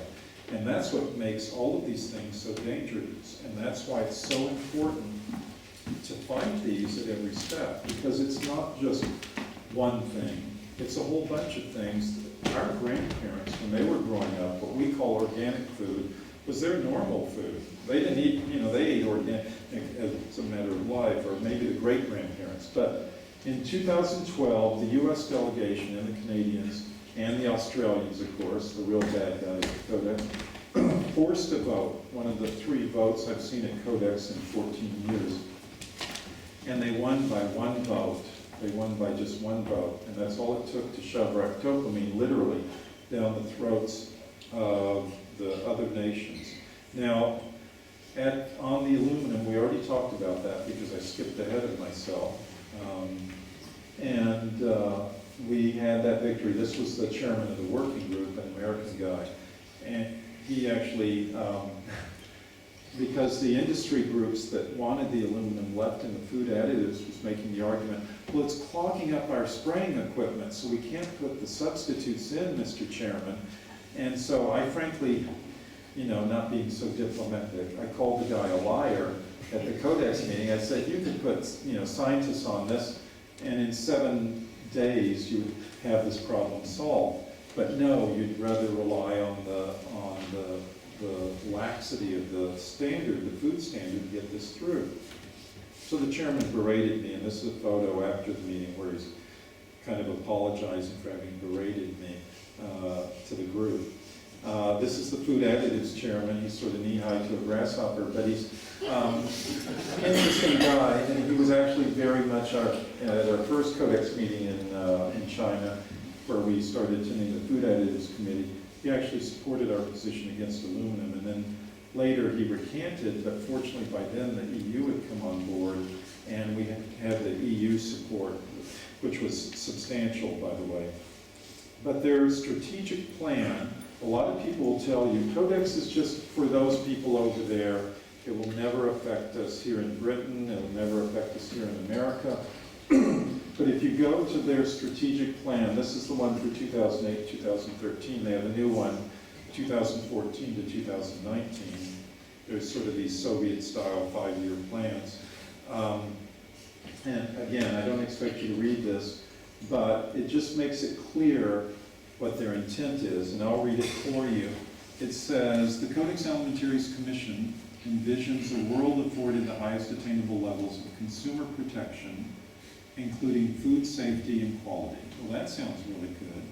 To this end, the Commission will develop internationally agreed standards and related texts for use in, and here's the important part, domestic regulation and international trade in food that are based on scientific principles, that's a joke, and fulfill the objectives of consumer health protection and fair practices in food trade. So the important part of this is it's talking about they're developing standards for use in domestic regulation. That's the point I want to make, and it appears elsewhere in the document as well. I won't bore you by reading it, but if anyone talks to you about, well, Codex won't affect me, just look at their own documents, and then consider these other tie-in agreements that are out there. And some of them you've heard of, some of them you haven't. The SPS agreement, the sanitary and phytosanitary agreement that Britain and the EU are signatories to, the US and Canada as well, technical barriers to trade agreement, CAFTA that Britain's not a signatory to, but at least in the Central American Free Trade Agreement, the World Trade Organization, the Trans-Pacific Partnership, and of course, the big one for you guys, the European Union. So all of these tie you in very intimately to the Codex standards and ultimate adoption of Codex Alimentarius standards and guidelines. So here we stand at the crossroads, good choices, bad choices, and in the EU, in the Codex world, all too often, they're making the bad choices. So what can we do about this? What is there to be done? Well, you've got to be vocal, and you've got to realize what we say at NHF is politicians don't see the light, they only feel the heat.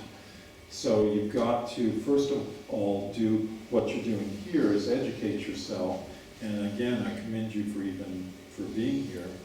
And then educate your patients in the case of like Noel and others who have patients, so I hate calling patients, but say customers, then you educate them. And like what Claire and Andy are doing here with the products they have, and then be persistently vocal. And what I mean by persistently vocal, it sounds obvious, but is you don't just write a letter or make a phone call and then sit down and watch reruns of EastEnders. You go and you know, thank you. Tough crowd here.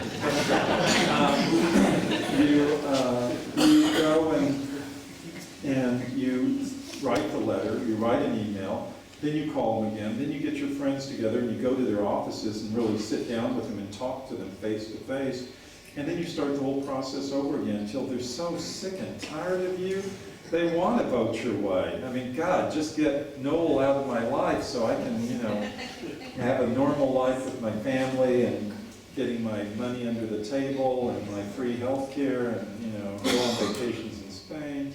So, and then look at letters to the editor, writing letters to the editor, or better yet, op-ed pieces, make it an article, then it stands out even more. And of course, internet blogs are really the fashion these days. And if you see a letter to the editor that trashes our position, then respond to it, you know, write a response to it and put it in the paper. And at every point, challenge, challenge, challenge, because the mainstream media is out there poisoning the minds of everyone, and you want to diffuse that. And then join with others to act together. And in that respect, I encourage you to stay connected with Truthjuice Birmingham. Join NHF UK. We have an active organization here, but we need more people and we need more help. And there's no reason you can't do both, Truthjuice Birmingham and NHF. So a little bit about us. And if you don't want to listen to this part, you don't have to, but world's oldest health freedom group. We've been around, we're closing in on 60 years now. We've been active on many fronts, fighting water fluoridation. Our NHF Ireland group is very active fighting water fluoridation in the Republic of Ireland. And vaccines, vaccination, individual rights on all fronts, whether it's to have philosophical and religious exemptions from having to take vaccines. Even though we're based in the US, we're in 22 plus countries, and many of those countries we have NHF organizations like NHF Sweden, NHF Ireland, NHF UK, NHF Germany, just as an example, NHF South Africa. And we're the only one with a seat at the Codex meetings that allows us to talk, as I've been telling you, we've been able to talk. And it's so funny because when I first started going to Codex meetings, of course, I was lucky to find my way to the men's room, but I learned a lot. And the thing that I learned most is how much we were hated there because we were so vocal in expressing an opinion on different subjects that went against sort of the dominant paradigm. And that were very positive on health freedom. But by April of this year in Moscow, we had earned enough grudging respect that NHF was actually asked to give a speech on behalf of all consumers on the occasion of the 50th anniversary of Codex. So this was actually before about 250 delegates in Moscow. I wasn't planning on going. I'd just been to the Beijing meeting in March, I had very little interest in traveling halfway around the globe to go to Moscow, but I figured it was an occasion to make a point, and I did.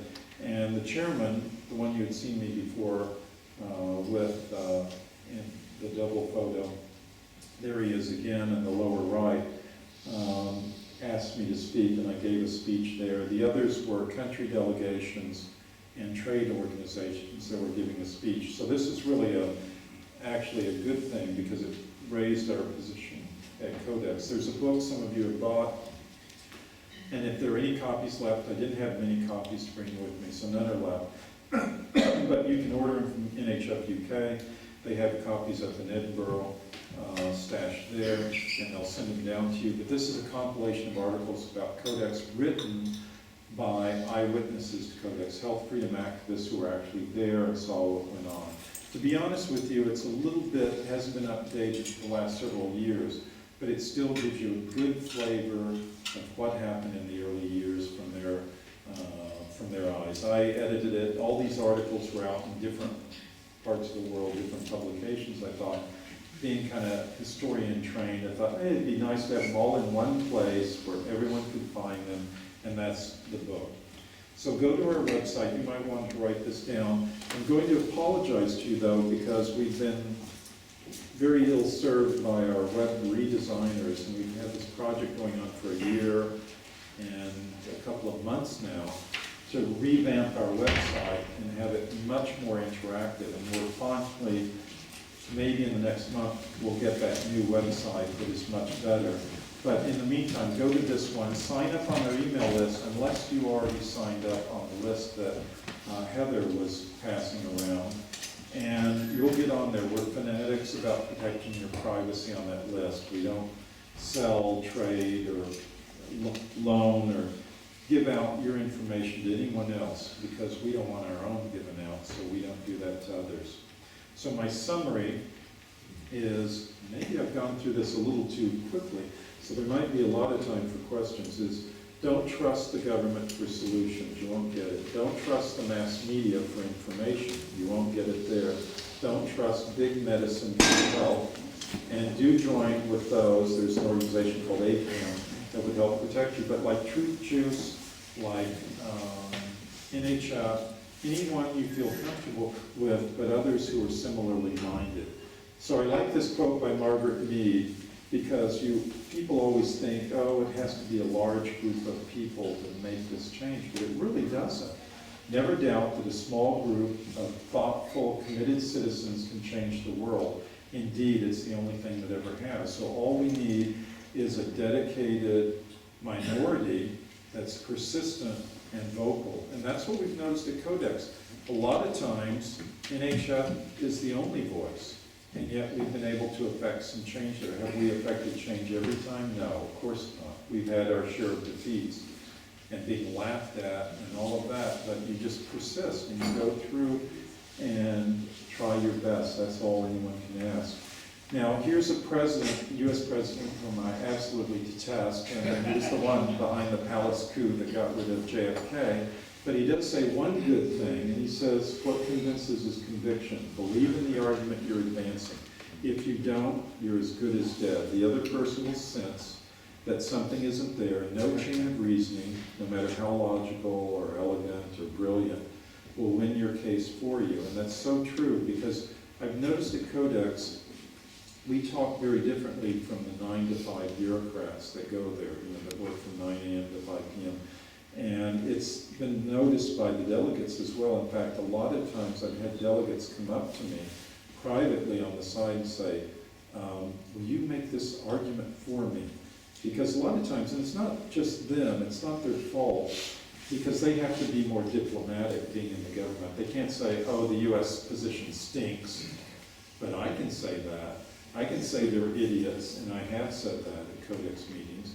You have to be an idiot to believe that this NRV, lowering vitamin C NRV from 60 milligrams a day to 40 milligrams a day makes sense. But of course, a country is kind of, can't really, their hands are tied, and they don't really say it that way. Occasionally they break out of the mold. But what I've noticed is I do have other countries that come up to me and they look at my little badge and they say, who are you? You're what, NHF? You talk different. You're different. I mean, that's a literal quote from what I was told at one meeting in Paris. Who are you? And so it does make a difference when you're making the arguments to make your arguments from the heart. And I had the good fortune, I used to do Wing Chun Kung Fu for many years, and I met Brandon Lee, who's now dead, the son of Bruce Lee, and he wrote in my book, maybe I should start doing that in the Codex book, Walk the Path with Heart. And if you do that, you'll have much more influence, much more effect if you do that. So I'll just leave you with this last thing, this last of the slides.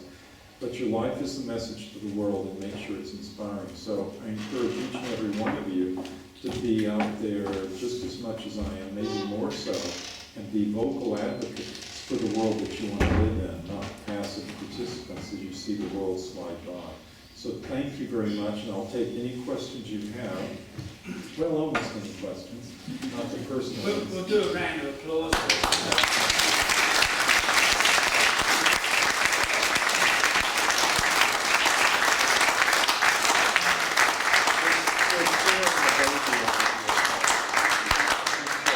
Even Summer give you a small thumbs up. Oh, okay. Yeah, as I said, I'm honoured that you had the talk tonight because I watched Scott for a few years on YouTube, and as I said, I'm honoured that there is someone that stands up and can you even imagine discussing why you wouldn't put aluminium in a baby's drink? You want to just strangle a person. I don't know how he hasn't been done with GBH, but yeah, we've got about 5 or 10 minutes maybe for questions if there's a few. If you could verbalise and vocalise. I'm just concerned about 2 things mainly. One, I'm nearly 100% vegan. Where will I get my K2 if I don't take a supplement? Natto. Second, how do we trust where the supplements come from if they still make money? Well, I'm not one of those people that think profit is evil. Profit's just a tool. It's a mechanism for properly allocating scarce economic resources. That's all it is. I mean, Adam Smith showed that centuries ago. So I'm not one of... Yeah, so to make money is not an evil thing. We should do that because it points us in the right direction to, using these scarce economic resources in the best possible way. I mean, I could spend a lot of time talking about that, how the Soviet Union wasted lots of economic resources on goods that weren't even bought or used by people. So, so the fact that the companies are making money isn't the trick. You look at the companies and see if they're good companies or not.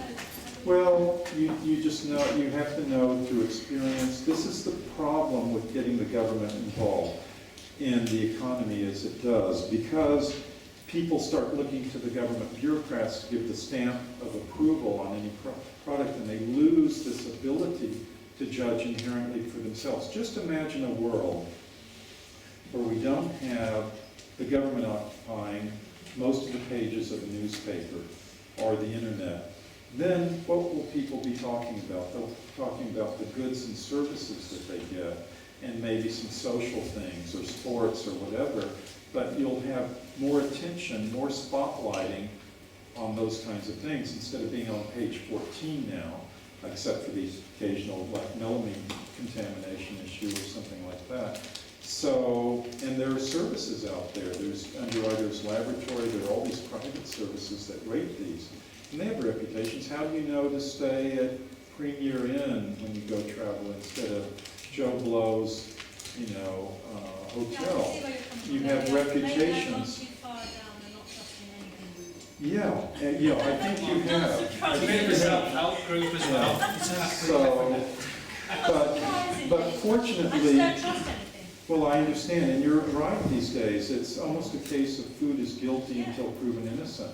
And you're right to have that position, but, and it's a small but, not a big but, there are still certain companies that have been in the business for a long enough time, and you take and you judge. Well, no, some are big, but generally small. It's not the crony capitalist type companies that are in bed with the government. those are the ones you want to look out for. But they're smaller companies, but family-owned companies. This company, for example, now, they don't support us one bit, NHF, they give money to other outfits, but I still take their products, and it's called Now. It's a family-owned company out of Illinois, and I think you can trust their stuff. I take them myself. It's very high quality. Solgar is What another. about the vegan issue then? The K2? Well, the vegan, with the K2, I said natto. Take natto, eat natto. Natto is a Japanese food product that the Japanese eat in large quantities. Well, most Japanese do, not the younger ones who are eating a more westernized diet. And it's very rich source of vitamin K2. Vegan source, yeah. Don't ask me, I don't eat it, so I'm just telling you the name. But you can Google it, N-A-T-T-O. Is it a vegetable product? Yes, it is. It is. K2 generally, the difference between K1 and K2 is K2 comes from bacteria mainly. So it really is a bacterial source more than anything else, but good bacteria, not the bad ones. Yes, sir. Thank you. It's really interesting to hear your talk because of your background. You're eminently qualified to talk about the world of Codex Alimentarius. I've heard a previous talk here we had by a guy called Ian R. Crane, who talked about the same subject and the same sorts of themes, but his was a bit more scary. Oh, yeah. He's a scary guy. My question is, although the things were the same, i.e. harmful additives in food, the permitted levels of those things being increased, and the levels of beneficial nutrients and vitamins being decreased. The question is this just a product of lobbying, profiteering, politics and bureaucracy and incompetence, or is it deliberately, is it a plan to deliberately harm human health? That is the $64,000 question. And you know what? The answer is it almost doesn't matter. I know Craig wants to answer this question for me, and I'll give him a moment, but let me get my words in first, Craig. To my mind, it almost doesn't matter. Is it incompetence or is it a deliberate plan? In a way it matters, but in a way it doesn't. The result is the same. What I notice, what's the common denominator from all these things that I've been talking about? What's the real common denominator? It's not like some people say, killing off the population, although they talk as Ian does, and I've given talks alongside Ian. It's, the Georgia Guidestones and all that, reducing the population to 500 million human beings on the planet Earth. Forget about that for a moment. What I'm looking at from a practical day-to-day standpoint, from my interaction at Codex, from representing alternative medical doctors against state medical licensing boards, from just, on the internet interacting with people, is that you have all these contaminants increasing in food. You have the dumbing down of the nutrient content of foods. The food that we eat today, the apple that you eat, has 50%, on average, 50% less of the vitamins and minerals in it that your grandparents ate 50 years ago. That's how much it's gone down.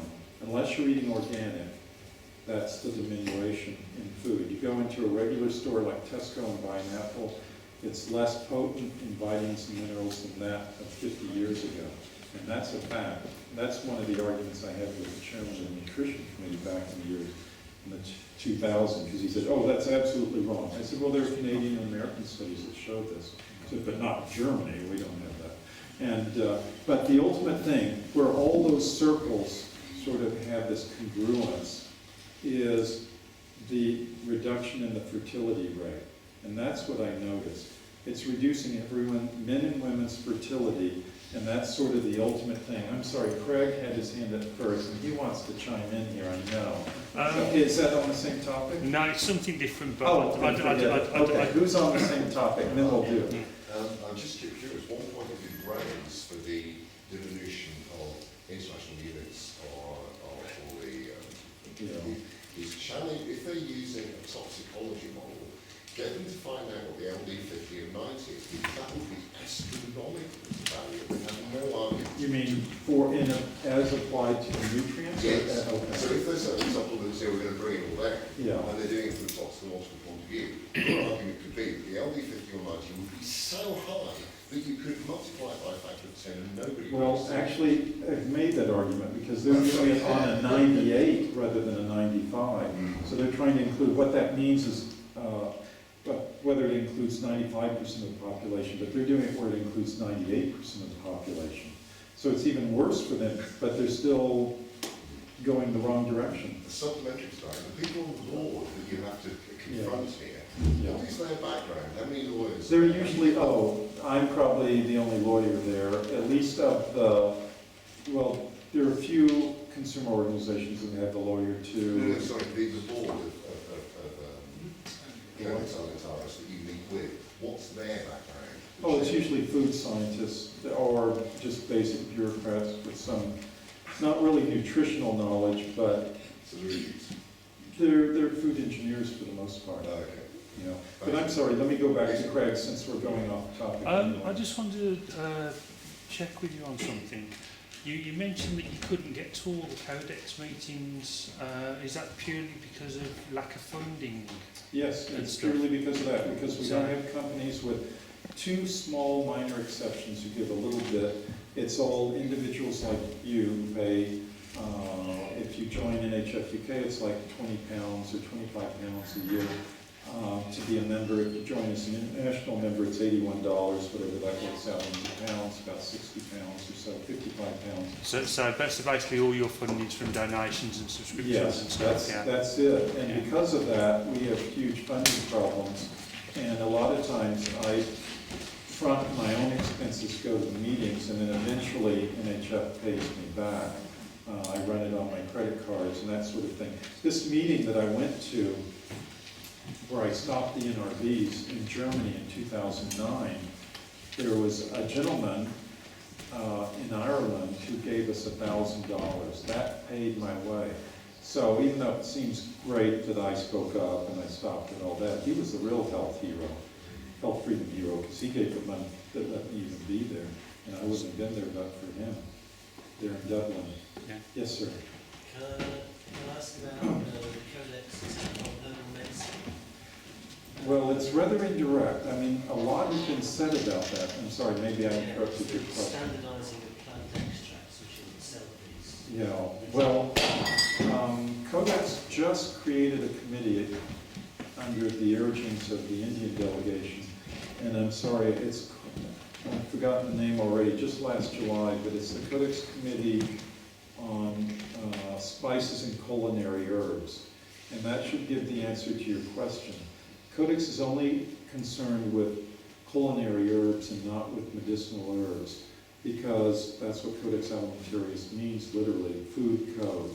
So if it has to deal directly with drugs or directly with the medicines, and Codex absolves itself of any action on that. So they just deal with food. So there's a lot of misinformation on the internet about Codex standards on medicinal herbs. There are no Codex standards on medicinal herbs. Yet a lot of medicinal herbs are. Well, there are EU standards, aren't there? There are EU standards. There's the Medicinal Herbal Products Directive that concerns that. And that's where people get confused because they think of the EU directive and not, or they should be thinking of the EU directive, but they're thinking Codex. Because they hear Codex so often. Yes, Craig? Yeah, just one further point. I have actually spent quite a lot of time going through the Codex standards, and probably 80% of them are actually incorrect or misleading, because they've got references to food additives in there which are actually not permitted under their own guidelines. Okay. I've gradually been putting a list together. Yeah, well, I'd be interested in seeing that. Yeah. Maybe we could use it at the next meeting in Hong Kong next March. But you see some of these meetings get very expensive. That's why we don't always go to the food additives meeting, because that costs about $3,000 each time. And it's not like we're traveling first class and staying at the best hotels. We're traveling in steerage and staying at the cheaper places. But it still costs money. No. Well, I'm glad you guys had a few drinks. It makes it a little bit better. But Martin's back there with this serious look on his face. Good.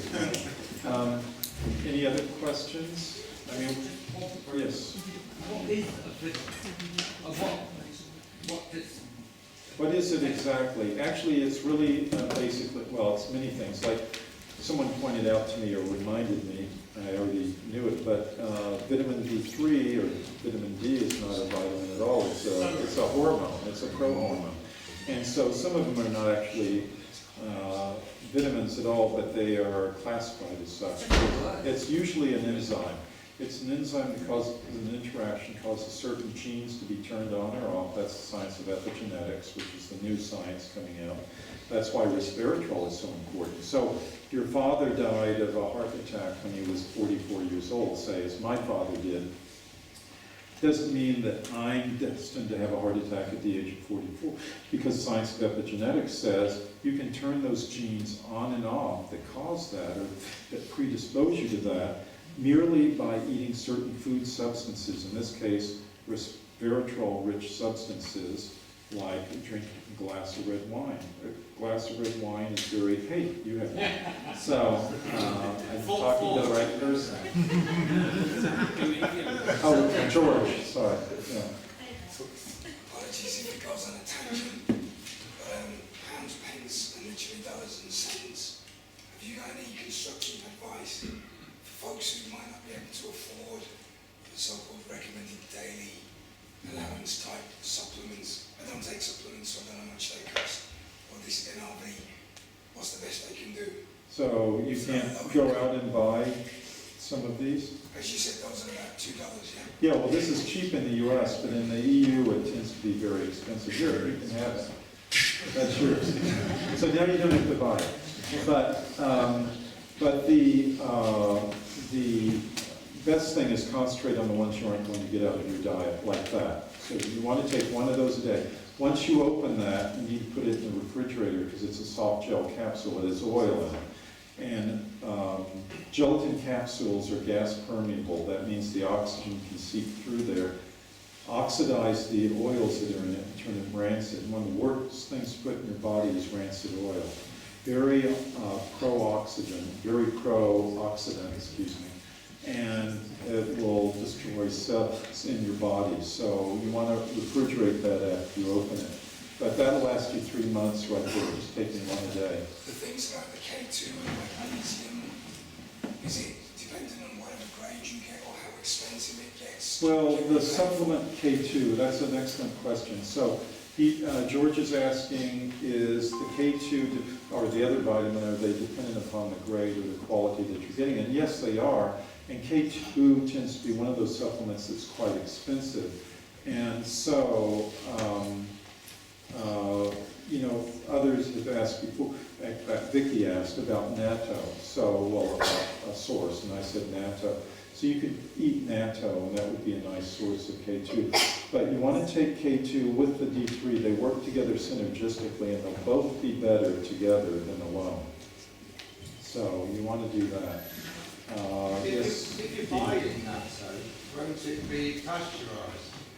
The natto? I don't think so. But I'm not a natto eater. Pasteurised to kill the bacteria, isn't it? Which we want the bacteria. But Yeah. if you buy it off. Well, Dean, that's a great question. I don't know the real answer to, I mean, of course I know it will kill the bacteria, but I don't know if natto is pasteurized or not. You just have to look. Oh, Noel knows. It's not pasteurized. Okay. Noel knows. Okay, He's in the speak to business. Noel. Yeah. Noel's got grams of crystalline salt. He's got everything. Yes, we're being recorded here by the Art House team, so you've got to be, no, I'm teasing. Is there a mixture with molasses and something else that you can use that is like a cheap equivalent to vitamins? Well, you have to be careful of molasses because it can trigger a pancreatic response that will eventually lead to diabetes. It has a high glycemic index.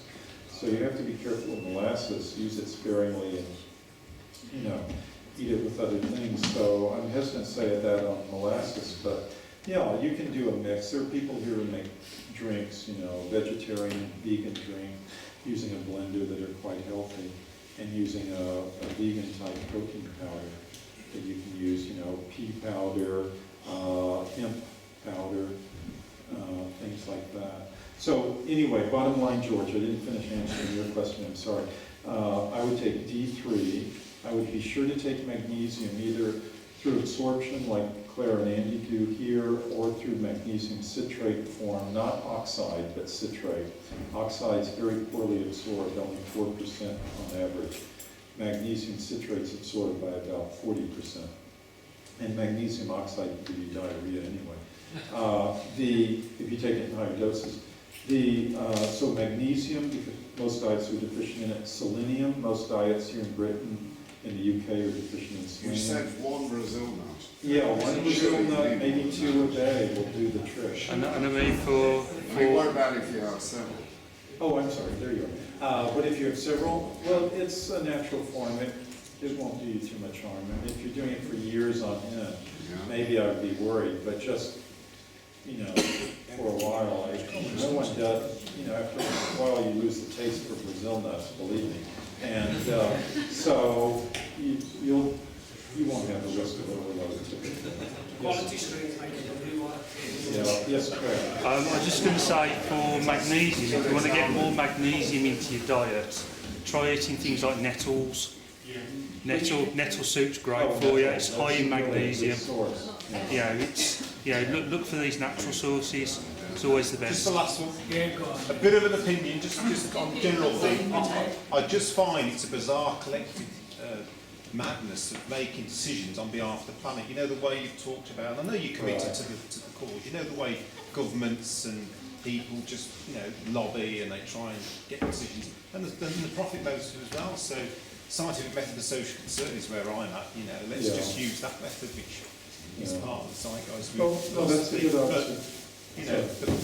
Say the profit motive is the thing, isn't it? It's the lobbying, it's the whole cause. And whether there's a hidden agenda, which a lot of us in this room probably think there is as well. Well, the profit motive, I mean, profit's just a tool. It's an economic tool that allows you to make correct choices in your own life.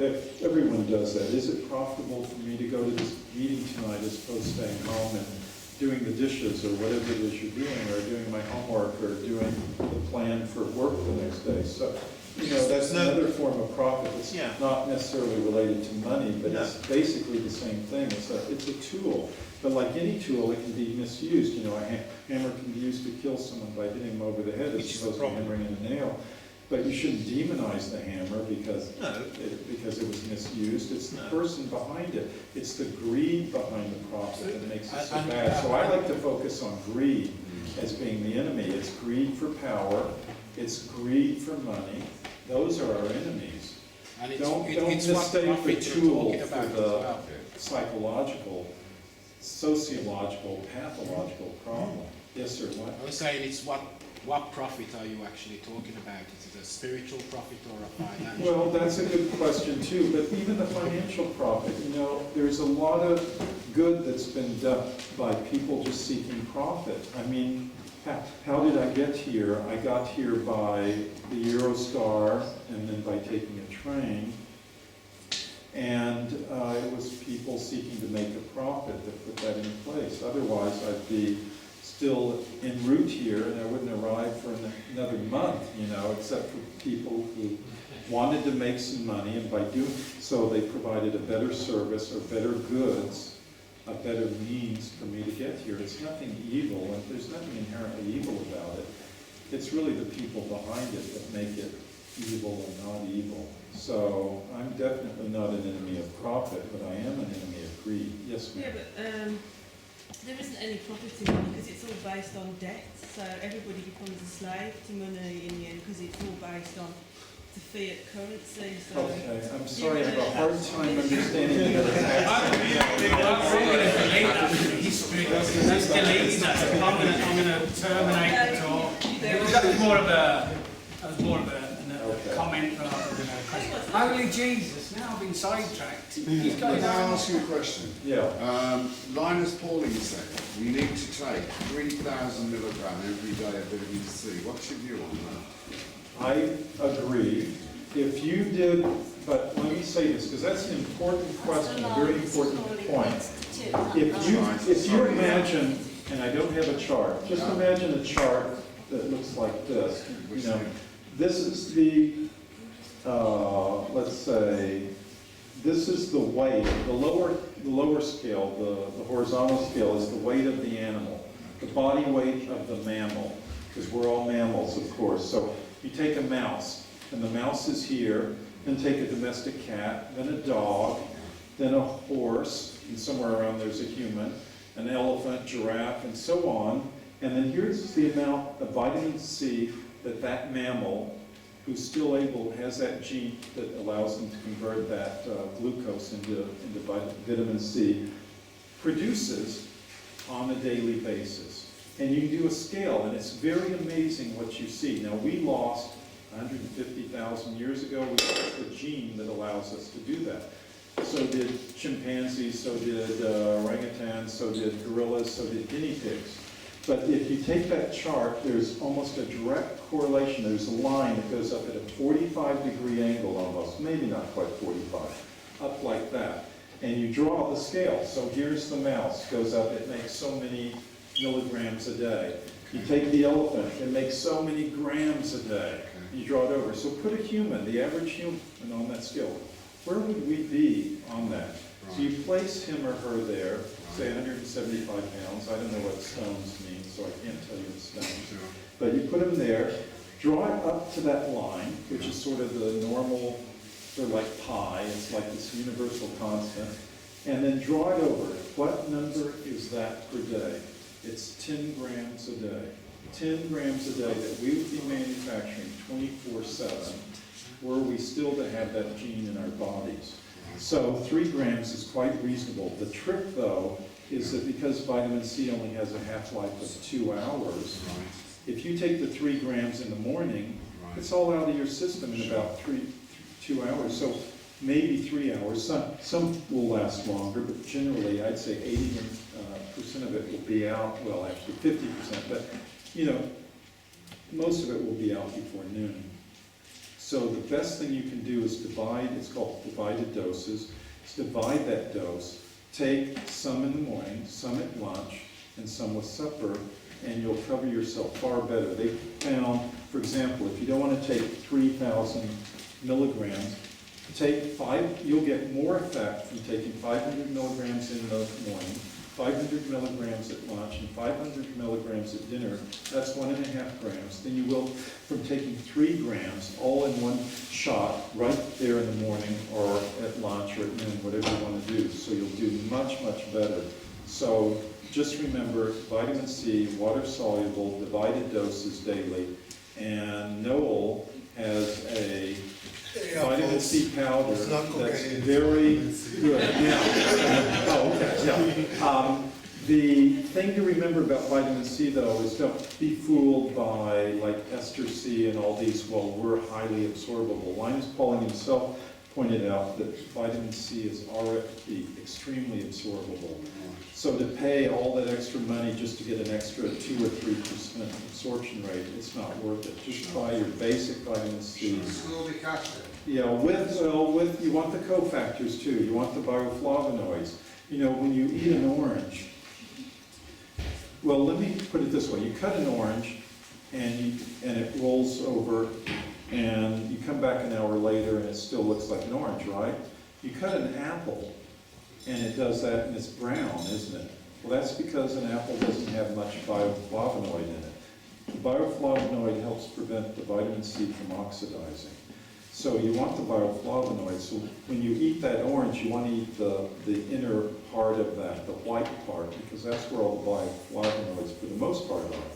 And you want to eat that part as well. Not necessarily the peel, but that inner white part. I forget the name, but anyway, you know what I mean. Thank you. So, anyone else before Andy I pulls just the say plug? wild yam cream for any women and men, actually. Oh yeah, wild yam cream. I get it from Mexico. It's like a drug cartel. You get that? Oh yeah. It's really strong. Yeah, it's very good. And it's like getting something really illegal, but for any women out there that are having any kind of cycle problems, it's absolutely right. Well, see, this is the way to work it is, there's information you have that I don't, and yes. Sorry. I was in New Zealand, I was told that kiwi fruit has got more vitamin C than oranges, is that right? That is got more, yes, that is right, but the problem with kiwi fruit is it's very heavily sprayed, so you're getting more toxins and chemicals and pesticides than you are if you just eat oranges.